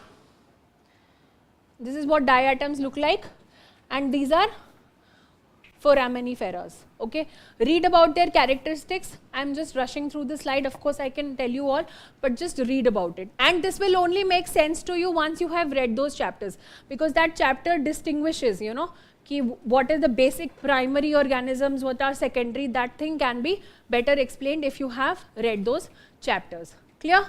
All right. Not to scare you, only to tell you darna nahi hai.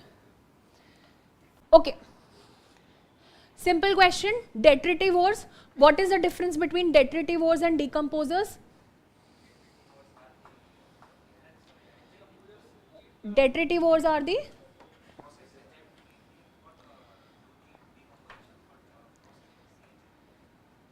they process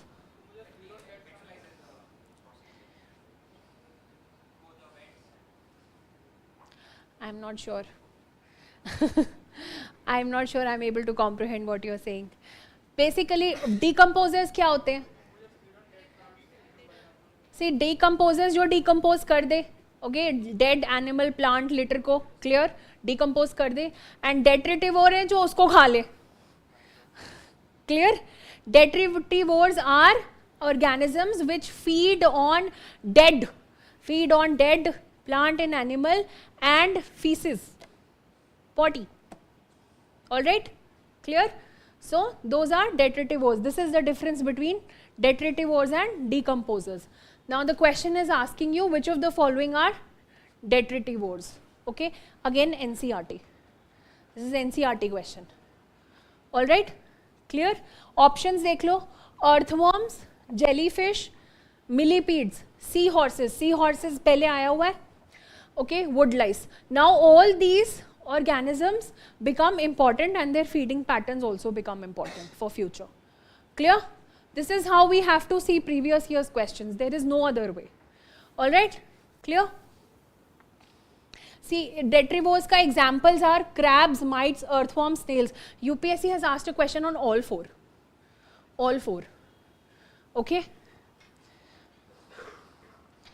Now, simple question, again basic question from NCERT. In case which one of the following biogeochemical cycles, weathering of rocks is the main source of release of nutrient to enter the cycle? There are two types of cycles.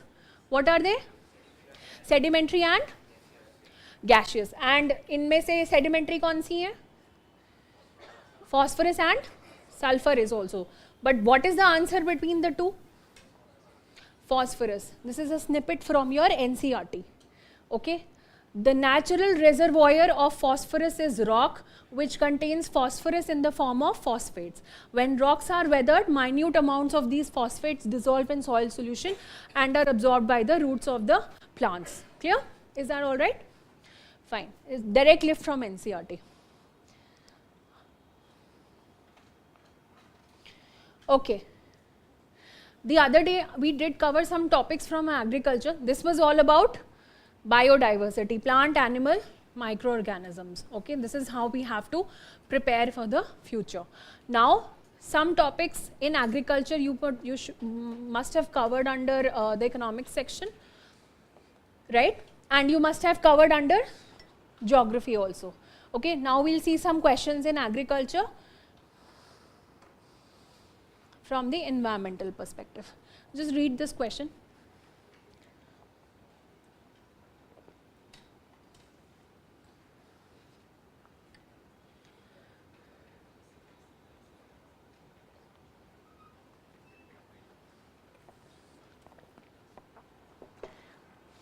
Okay, thank you. Now, system of rice intensification. What is the system of rice intensification? In general, how is rice planted?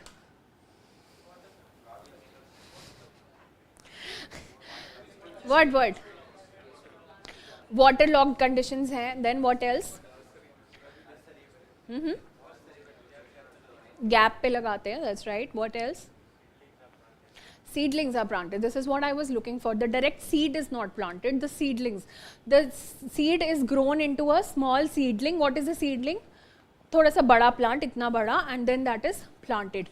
Lot 4-5 seedlings ikathe pakad ke bahut sare, and then it's planted at frequent intervals. Now, in the system of rice intensification, what happens is, see this. Seedlings are transplanted at a much younger age. Okay, then only a handful seedlings are planted at one spot. Okay, then only single seedlings. In conventional, handful are planted. Okay, now in plants are spaced wider apart in a square pattern. Okay, they are placed wider. Then what happens? Intermittent water application, that means intermittent what normally are waterlogged conditions, here intermittent dry and wet conditions are created for the plant.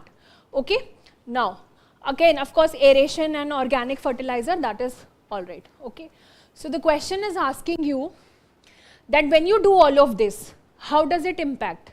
This is an environment question. We are not asking about the techniques of agriculture. Does it allow you to have a reduced seed requirement? Right? Because earlier we were transplanting a bunch. Now we are doing it. Right. Then there is reduced methane production. Why? because of alternate wetting and drying. Water clogged conditions nahi hai, so methane production is lesser. And then there is reduced electricity consumption. How? Less water, less irrigation, less use of electricity. Clear? All right. Now, another question, how is permaculture farming different from conventional chemical farming? What is permaculture? What is permaculture? Permanent. Okay, how? You can't pick a word and answer, right? So basically permaculture farming is something which is happening in its natural way. एक natural form, if you just leave a piece of land fallow and naturally उस पे plants उग रहे हैं, हो रहा है, you will not need, the plant does not need extra inputs. It will grow, it will survive on its own. The whole ecosystem is naturally set. So what happens? There will, in permaculture farming discourages monocultural practices. In an artificial field setup, we will set up only गेहूं or rice.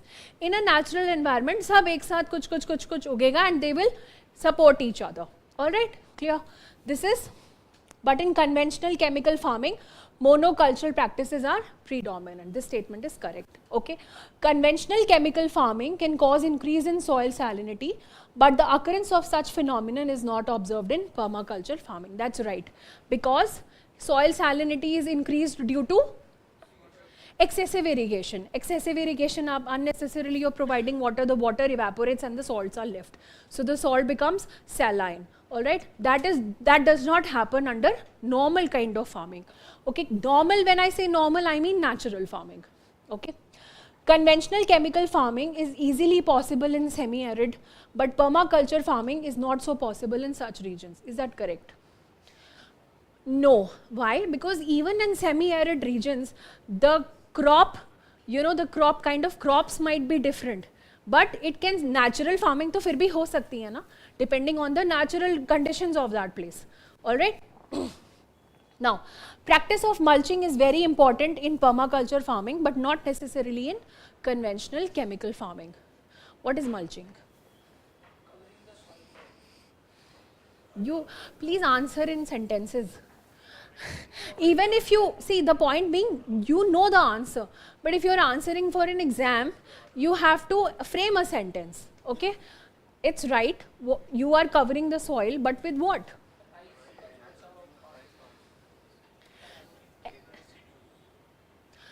Right, you're all right. So basically mulching is जो residue होता है उसका ही एक top layer ऊपर बना देते हैं soil के ऊपर. So the soil erosion does not take place. All right, that is mulching.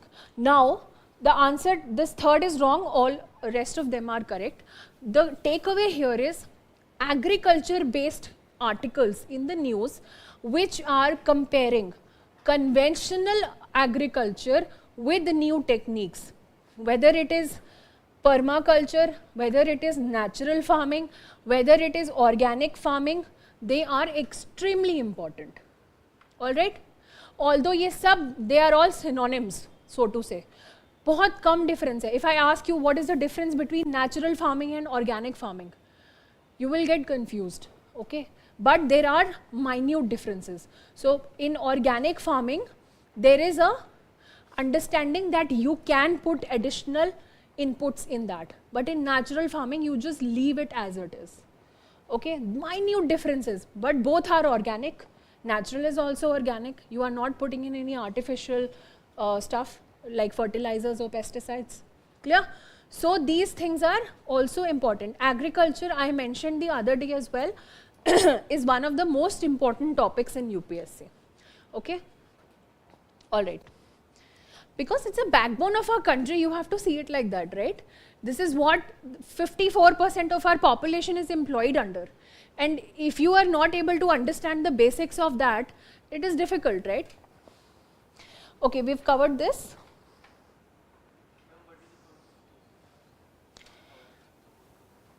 System of rice intensification is very, very frequently seen in use.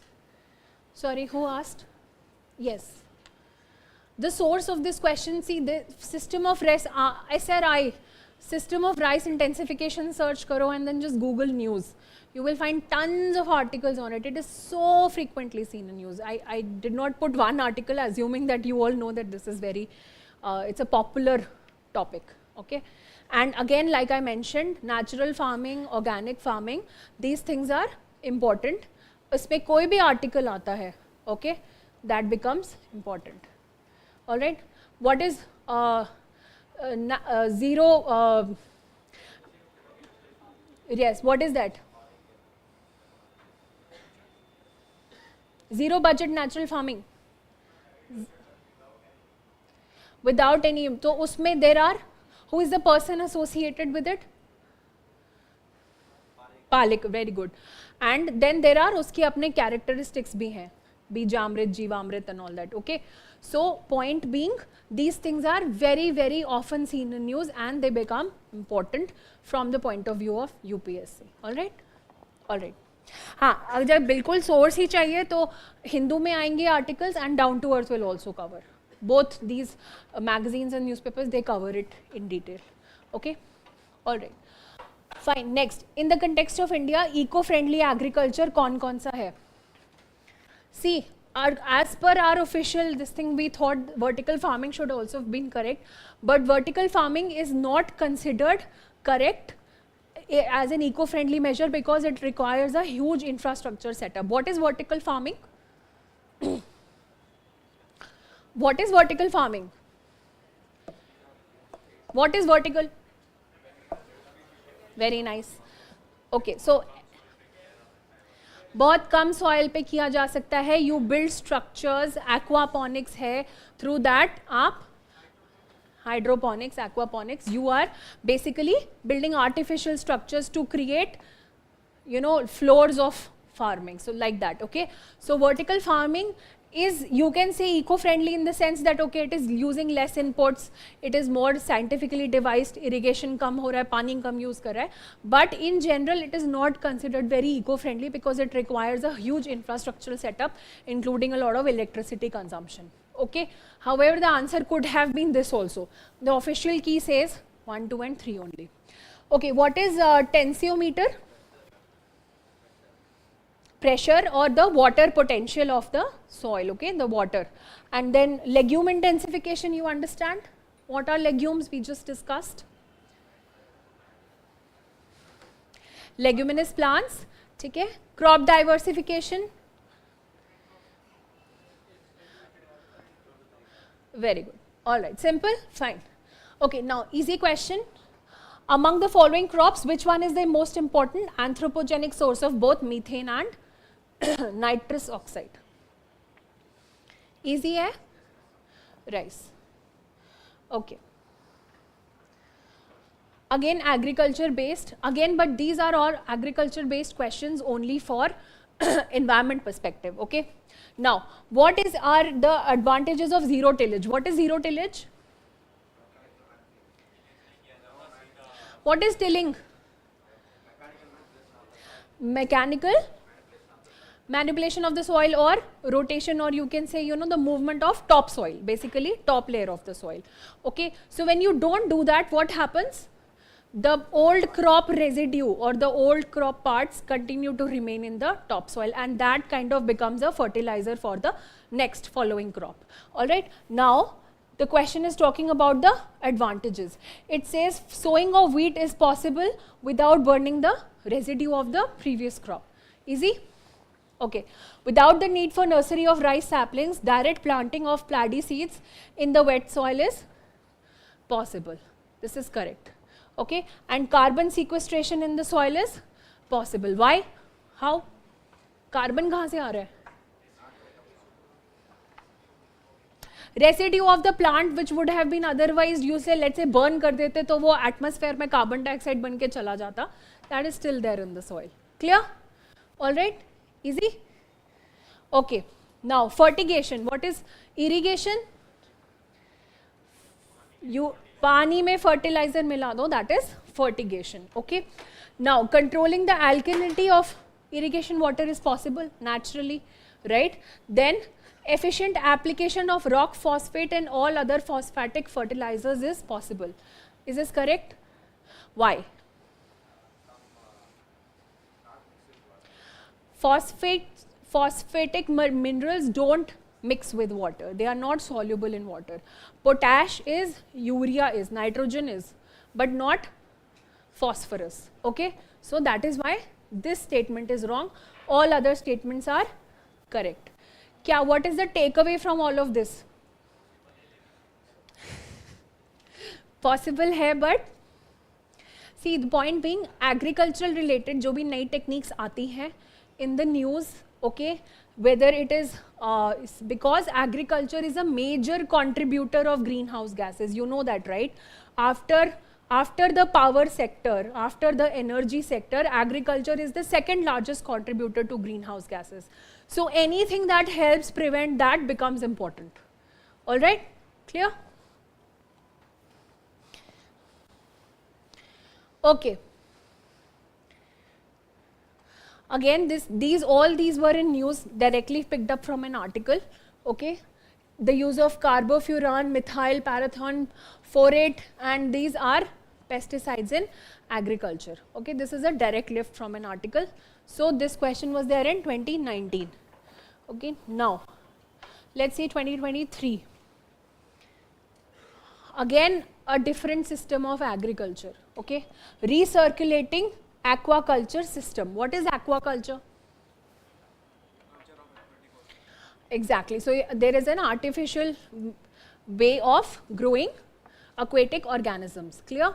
Recirculating means? So aquatic animals को basically पानी चाहिए, correct? And that पानी after some time they need to change. You might have seen aquariums. You need to change the water in aquariums. Why? उसका ammonia इकट्ठा हो जाता है. There is a lot of fecal matter of the fish and aquatic animals which gets deposited, and that needs to be changed. So for an aquaculture system, getting fresh water, removing the old one, why can't you take the old one, refilter it and put it back? That is what is recirculating aquaculture system. Okay, this is what it looks like. See, this is the fish tank. Okay, all right, this is how the oxygen is controlled. There is a biofilter. Okay, these are biofilters are what? Again, biofilter is a very important topic. Please note it down. Biofilters word use करके just search. There are important topics related to biofilters which have to be covered. Okay. Now, this is how the system works. Okay, clear? Biofilters are basically membranes made of organisms which help in filtering of water. That is what is biofilters. Now what you read, what kind of organisms, how are they used? All right, that is how what we have to read in biofilters. So the question is talking about biofilters provide waste treatment by removing uneaten fish feed. Of course, जो वहाँ पे है, you are normally filtering the water, so fish feed will get filtered. They convert ammonia present in fish waste to nitrate. This is correct. Okay, and biofilters increase phosphorus as well as nutrient for fish in the water. All right, biofilters is an important topic. Clear? Going forward. Conversion of what? Yes, yes, yes, absolutely. Okay. चलो, थोड़ा boring agriculture खत्म हुआ. Okay, everybody was looking a little tired with agriculture. Okay, before I move on to the next topic, any question till now? Let's have a little interaction. Any question, any doubt? Yes.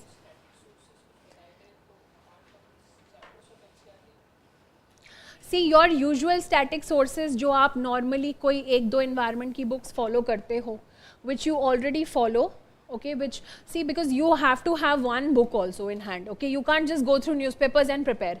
एक basic book तो होनी चाहिए सबकी.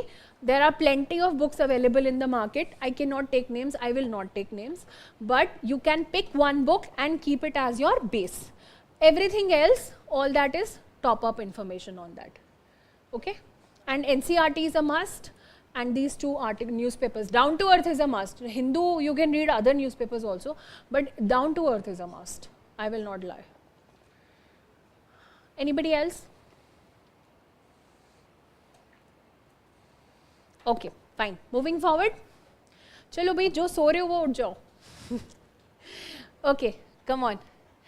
I see, the point is, if you have to sit through mains, okay, you have to sit through mains, you have to sit for 3 hours at a stretch and you have to write. And mind you, you have to write 2 papers in one day.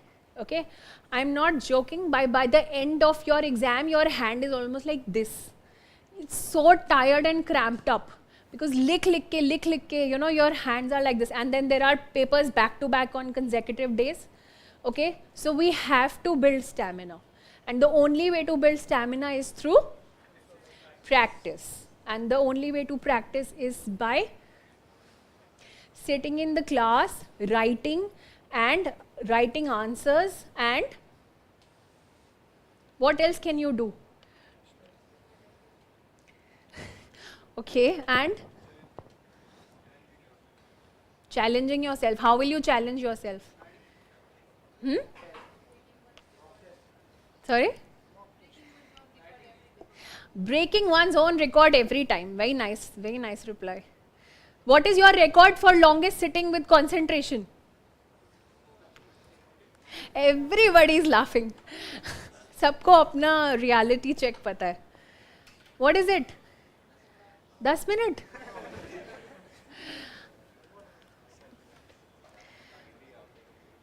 Okay, we have to build stamina, yaar. This exam is all about stamina. I'm telling you, it is all about stamina. That is all that is. See, you know what? Actually, the funny part is, जो exam का preparation stuff है ना, it is this much, like this big vast ocean of knowledge. Okay, but when you're asked to write in the exam, you get 150 words. हाँ, इतना 1 page में लिखो. Like पढ़ो इतना सारा और लिखो इतना कम. So what does that tell you? कि पढ़ो भी इतना ही. All right, not that you have to read. To understand, you read books, you build concepts, have an understanding, but read it from the perspective that अगर ये exam में आया, I should be able to write this much. I should be able to jot down points in this much. That is the name of the game. That has to be done. UPSC in its official this thing also itself is saying that you can write more in less words. Okay, you do not have to be verbose. That means you can even convey your answers through flowcharts, diagrams, and that is what toppers do. They write more in less words. They save time, they're able to complete the paper, and they're able to finish the answer in the given word limit only by doing these things. So we don't need just hard work, we need smart work. And with smart work, we need good note making. And note makings will improve with time. Gradually, आपको अभी biofilters, we read about biofilters. Quickly go and see what is biofilters. 3-4 examples, उससे related any news articles. Just jot down the 4-5 key points. That's it. That is all that you require. You don't require a PhD on biofilters. Am I clear? So please make the exam, your preparation exam oriented. Okay, don't make it a sea mein dubki oriented. Alright, you don't have to drown in the sea of books. You have to just pick up the nuggets and move forward. Alright? Okay, enough gyan. I just wanted to take a break also because I think everybody going forward, I will also, like I mentioned, I will be covering the topics which were left last time. For example, we spoke about state websites, how we are going to cover that. That is a rich resource of information which is mostly not explored by people till now. Okay? Alright. Now, climate change related topics and questions are mostly centered around, see, climate change is a relatively new phenomena in the human history, so to say. So, the topics are usually centered around technologies which will tackle climate change. Okay? Now, give me the names of some technologies. Carbon sequestration, what else? Okay, let's see. Quickly हम देखते हैं, ठीक है?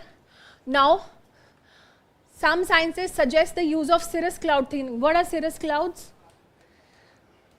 Cirrus clouds. feather-like clouds at very high altitudes, those are cirrus clouds, and injection of sulfate aerosol into the stratosphere. What is it used for? Simple ABCD question hai. Global warming. How do aerosols help in global warming, preventing global warming? They reflect the incoming solar radiation. Okay, so that is how aerosols help in reducing insolation. Okay, now again deposits of methane hydrates. What are methane hydrate? ठीक है, question देख लेते हैं. Global warming might trigger the release of methane gas from methane hydrate. Large deposit of methane hydrate are found in Arctic tundra. Methane in atmosphere oxidizes to carbon dioxide after a decade or two. Third statement is correct. That is independent of methane hydrate. But third statement is correct. Within a decade's time, methane usually decomposes into carbon dioxide and water vapor. Okay, now let's see what are methane hydrates. This is what methane hydrate looks like. Okay, frozen traps of ice which is trapping gas molecules of methane. So global warming will melt this ice, permanent ice, causing methane to release in the atmosphere, further causing more global warming. So it's a vicious cycle. Clear? समझ आ गया? Okay.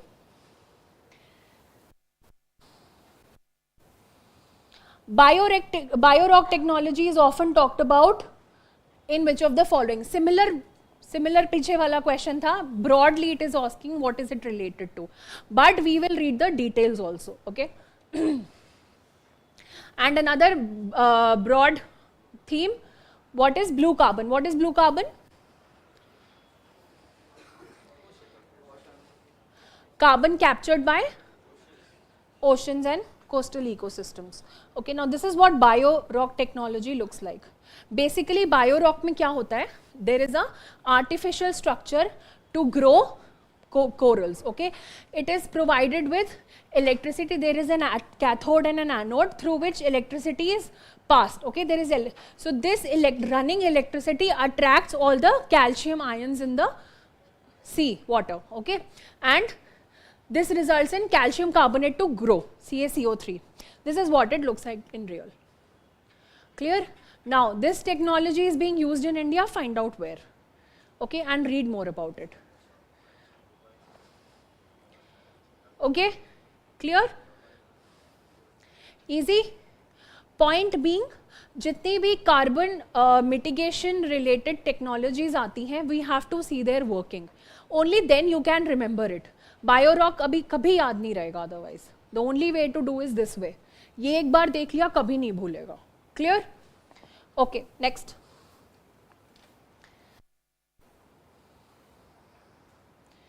Okay, this is 2023.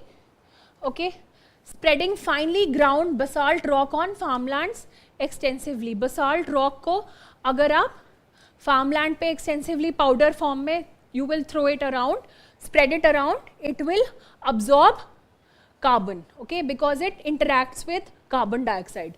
So this is correct. You can increase the alkalinity of oceans by adding lime. This is correct. Lime is correct. Okay, and capturing carbon dioxide released by various industries and pumping it into abandoned subterranean mines in the form of carbonated waters. Is this correct? This is how you can capture carbon. Okay, UPSC 3-4 years ago, before this, had asked a question that in what kind of mines can you capture carbon? Like, can you do it in, let's say, iron mines? Can you do it in offshore, oil fields? Like that. That was also a question. So this is kind of a repetition of that. Okay. Point being, carbon sequestration से related technologies, new and old, are all important. All right. Now, Miyawaki method. What is Miyawaki method? Good. I'm glad everybody knows. So Miyawaki method is a method of urban forestry in which you just leave a land fallow and you just allow the forest to grow on its own in a natural setup. Okay. Good.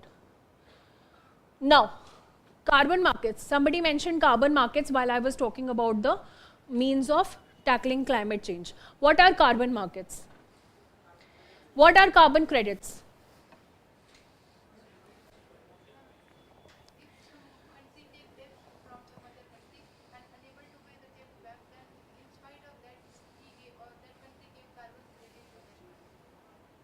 Okay, and is it only related to debt? You are right. What is carbon credit?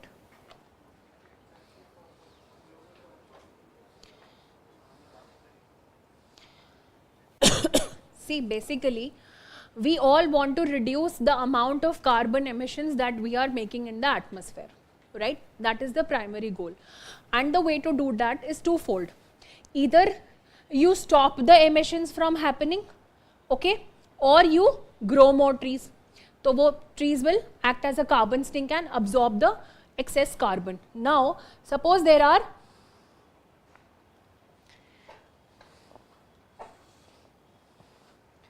okay, now suppose there are two industries, okay, this is factory A and this is factory B, okay, and this is the carbon limit which the government has set कि maximum emissions आपको इतने करने हैं, okay.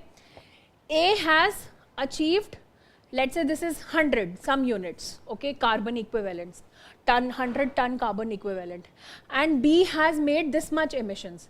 Let's say B has made 150 and this is 75, okay. Now what happens, A ने 100 की limit थी but 75 he emit किया, so they have 25 का balance carbon dioxide equivalent.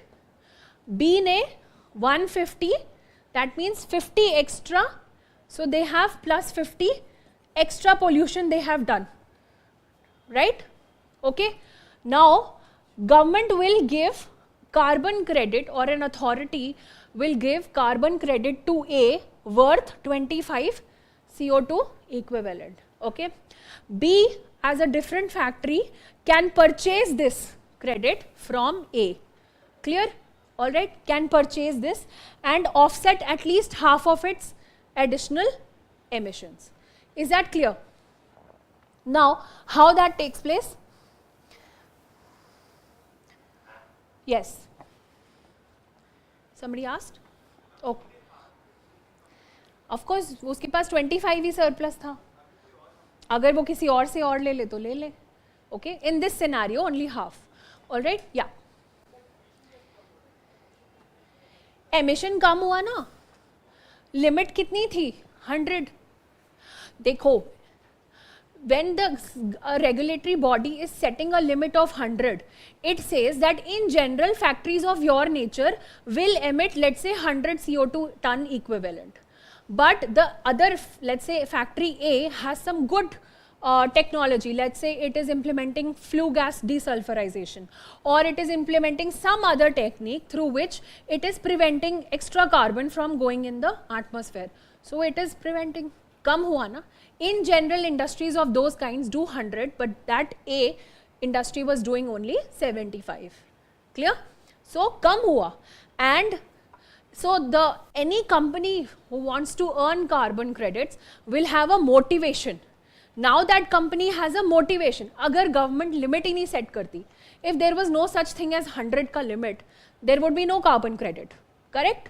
Carbon credit comes into picture when government says that there is a certain limit to which you can do. Then that is when you reward yourself, oh मैंने उस limit से कम किया. Clear? Now see the question.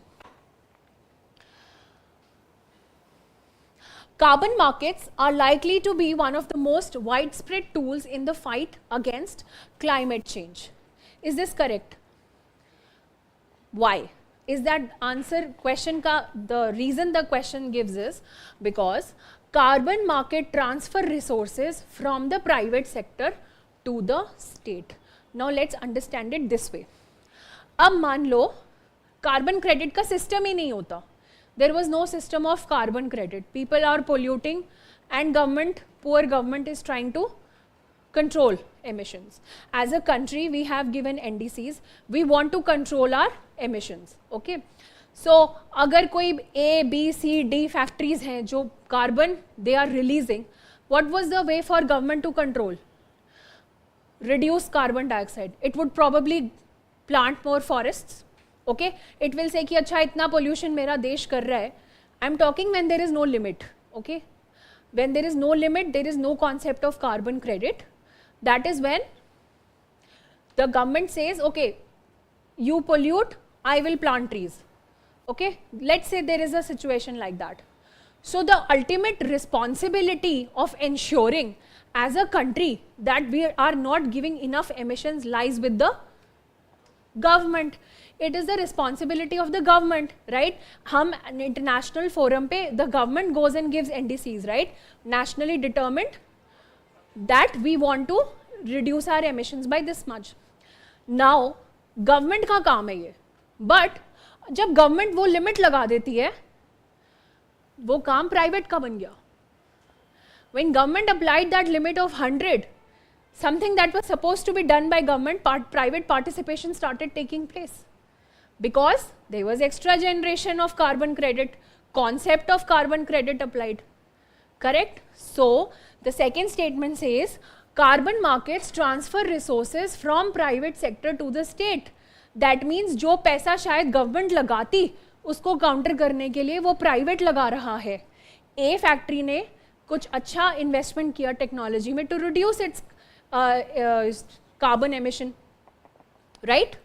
So what was supposed to be done by government was being done by factory A, and that is how the resources which were supposed to be utilized or applied by the government for the purpose of climate change mitigation are now being done by the private.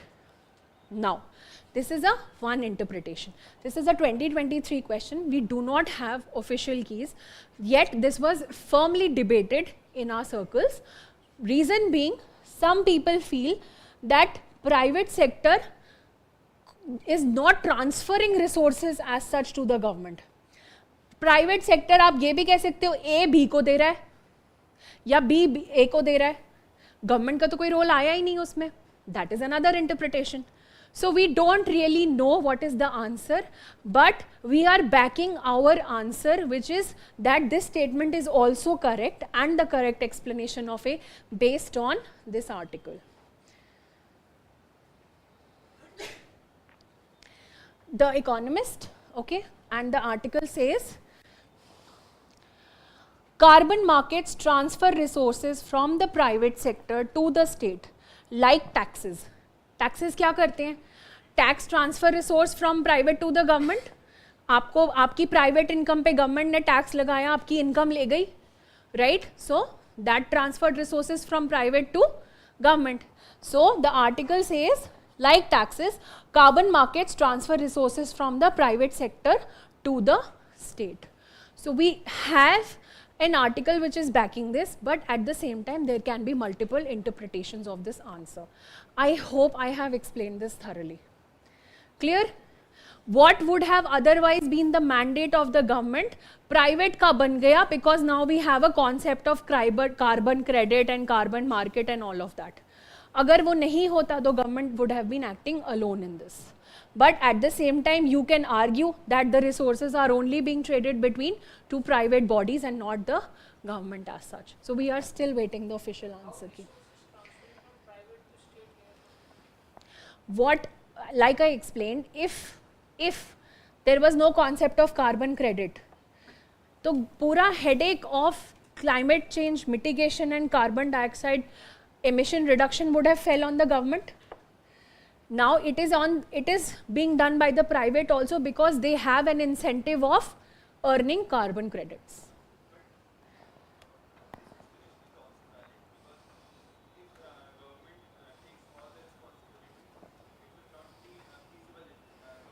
Absolutely.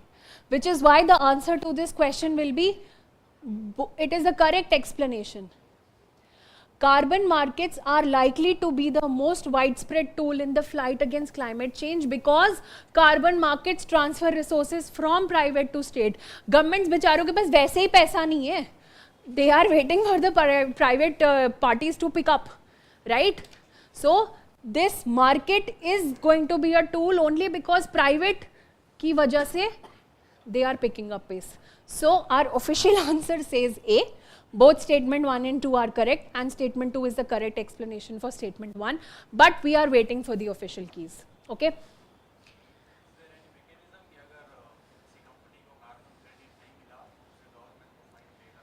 Absolutely. What is PAT scheme? What is PAT? अभी पढ़ना जाके PAT scheme. Sorry, perform, achieve and trade.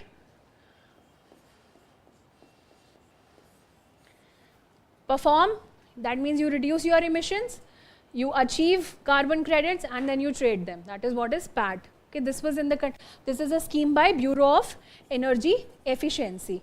All right. Now, of course, there will be governments, there will be provisions where penal provisions can be, applied if you are excessing your carbon limit. So that can be done. Clear? All right. Yes.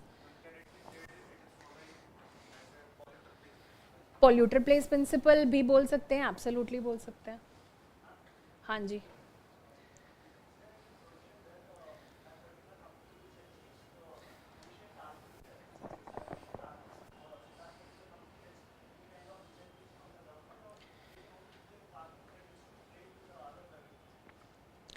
See, that depends from country to country. Okay. No, as of now there are no incentives as such, but there are discussions that government should give tax incentives to companies who are already, polluting less than they should normally would. Okay, so tax incentives की demand है, सब कुछ है. As of now there is no big incentive as such, but yes, carbon credit or carbon market, even carbon markets are more developed internationally, which is why that is the key tool. Okay, again, government आपको tax benefit दे रही है नहीं दे रही है, that will vary from budget to budget, country to country. It is a very temporary thing. Carbon market is a self-regulating autonomous thing. It's just happening all over the world. So it is irrespective of government.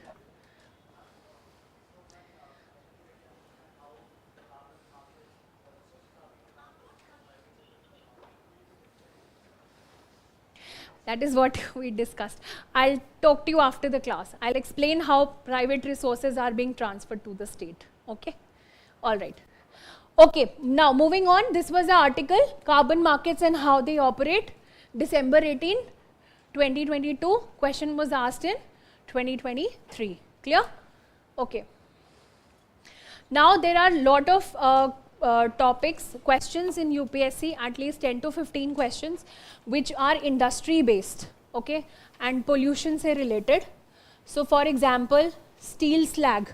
Steel slag is a byproduct of the steel industry, okay. This is what it looks like, and how else can it be used? The answer would be all right. Now similarly, copper smelting plant, similar question.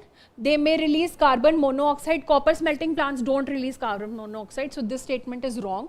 This is correct. It can cause heavy leaching in the environment. It may release sulfur dioxide. So basically, what is copper smelting? What is smelting? What is smelting?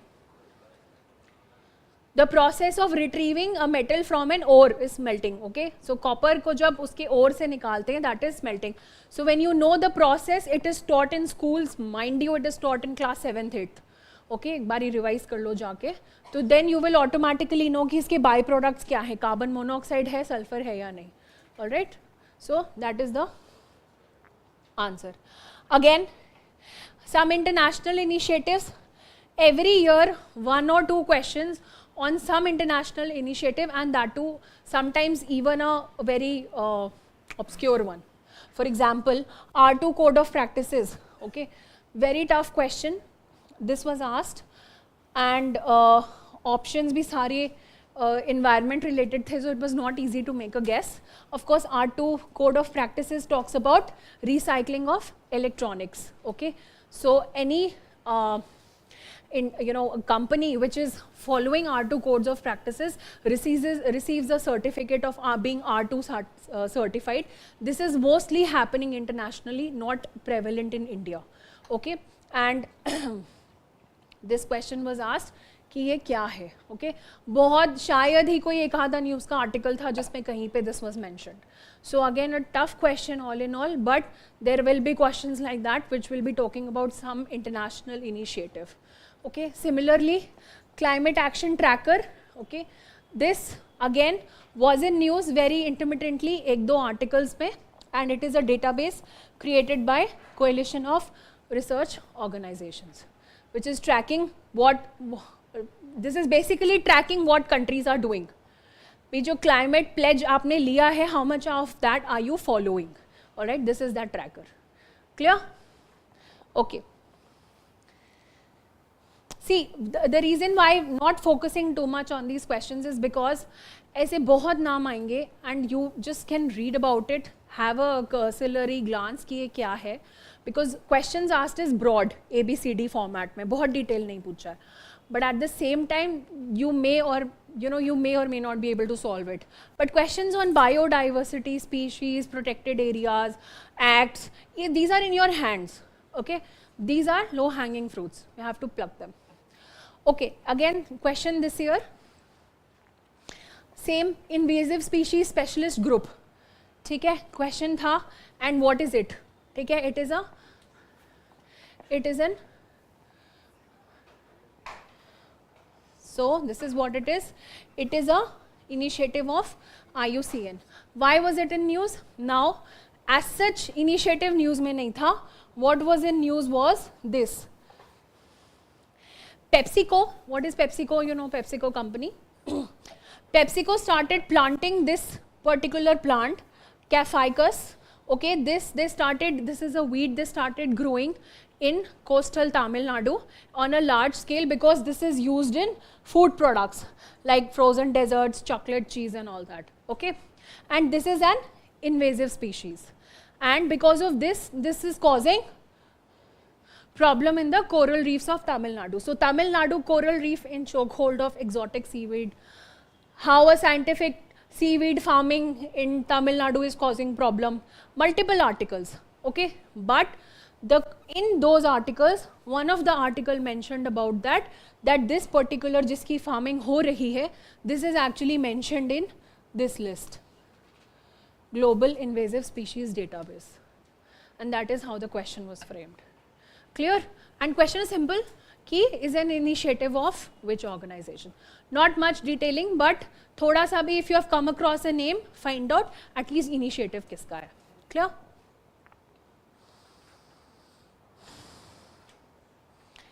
Okay. Pollution, mercury pollution, benzene pollution, all sources of pollution extremely important. Pollution में source is important and impact is also important. And in India, what is the way to monitor that pollution? So for example, there was a question on benzene pollution. Now benzene is actually monitored under the India Air Quality Index. Okay, like that we have. Uske under it is monitored. So hence the question. More emphasis on indoor pollution lately, okay, in the form of magnetic pollution. There was a question this year, and benzene के भी indoor sources भी बहुत है. Okay, so indoor pollution is also a focus with UPSC. Clear? Now again, crop burning and biomass residue, ये तो बहुत news में था. Stubble burning. Okay, so the answers is all four. And then pyrolysis, plasma gasification are waste to energy technologies.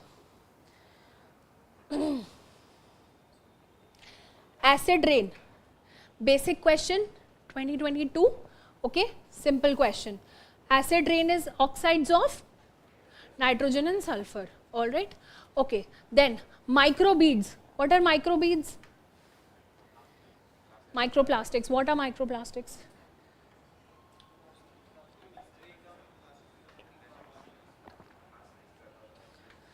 Almost 5 mm की size का, okay, 5 millimeters found in the ocean. Okay, again simple question, marine ecosystem. Clear? Pollution based question, source, impact and very important point. Okay, now this question 2021 mains question. Okay, describe the key points of the revised global air quality guidelines. And this global air quality guidelines of WHO were sparingly covered by Indian media. ठीक है, because India में generally India का अगर guidelines आया होता तो cover होता. ठीक है, sparingly covered.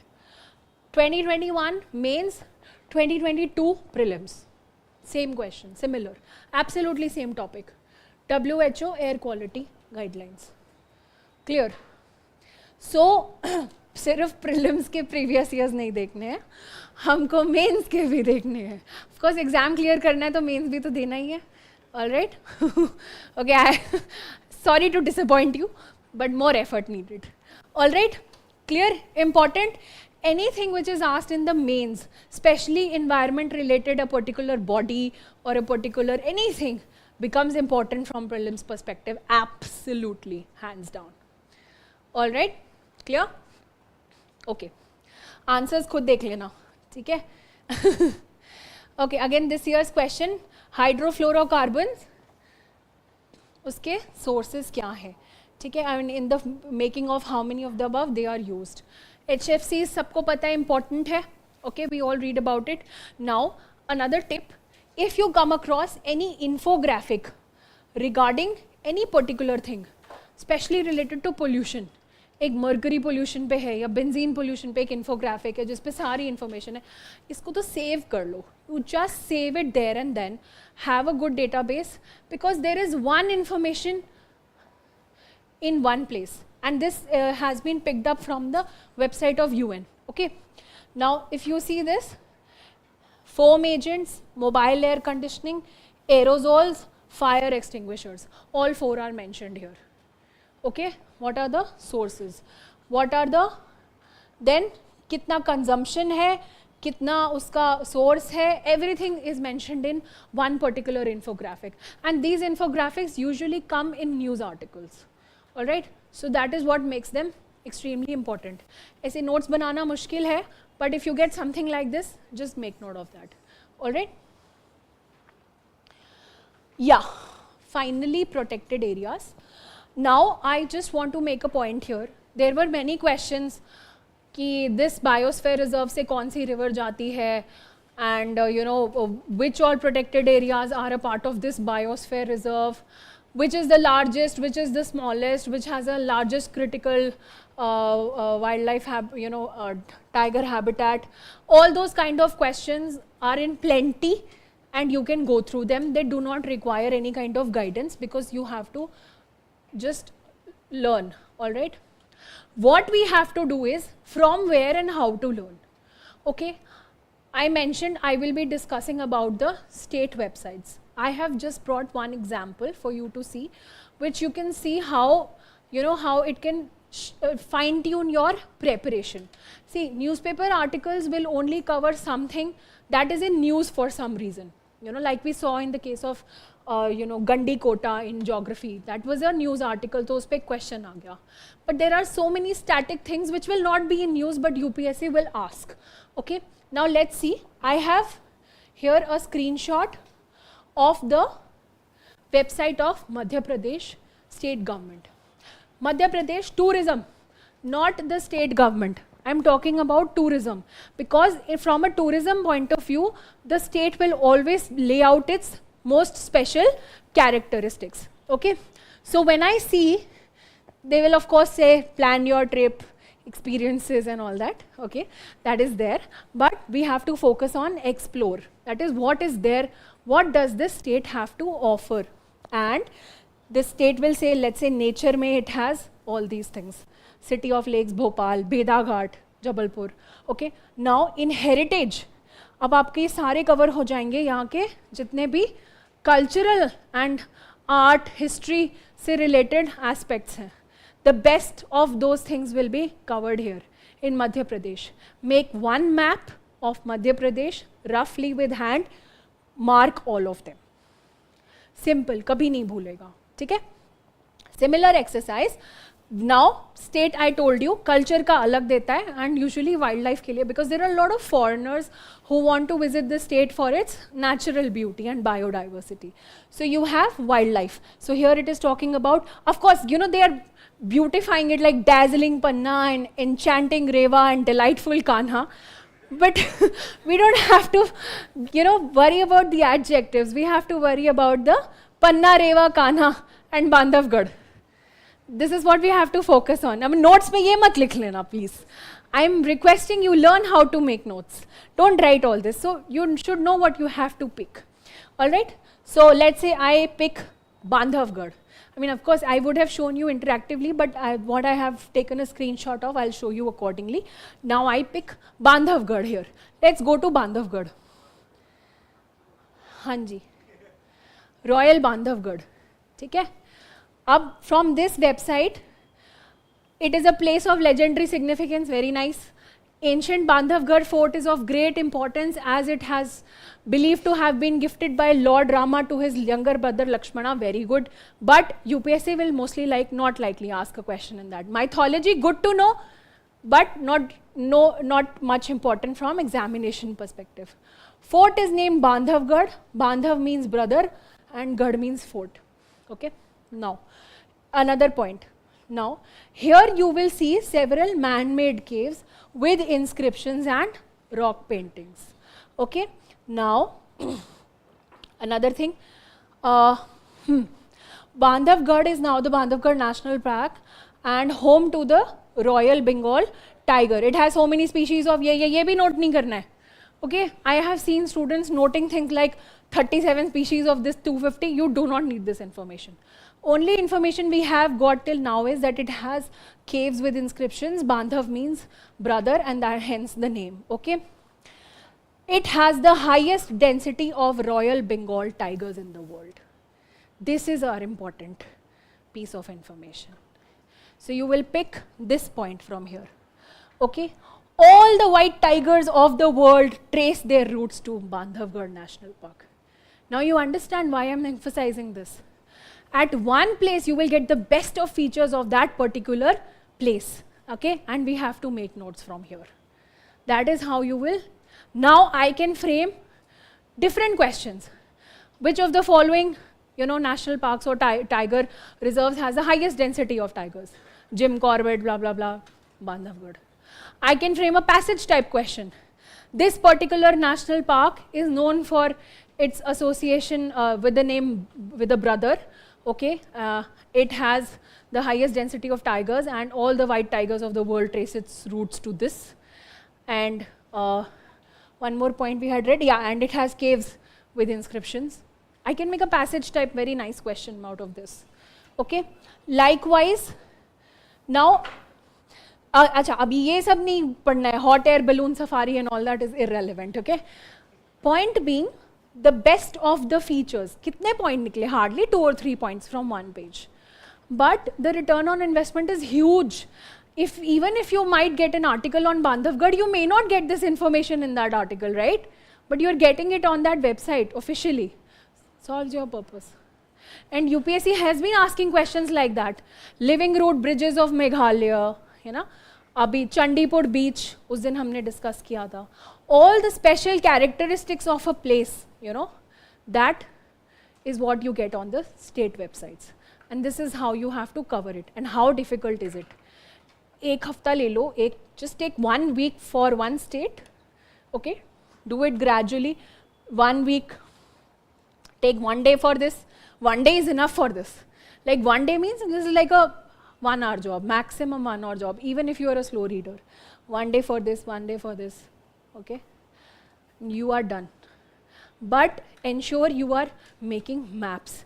If you are just writing pointers, you may forget. So once you have done note making on Bandhavgarh, you will come down to map making. And then you will map all the, of course this has more places, but you will map the important wildlife sanctuaries of that particular state on that map, उसी notes के साथ में. So Madhya Pradesh आपने cover कर लिया. Now, whether it is interview, whether it is mains or something, you can use this information in essay. You can use this anywhere you want. and you have a holistic picture. You know, you're seeing things like a tourist.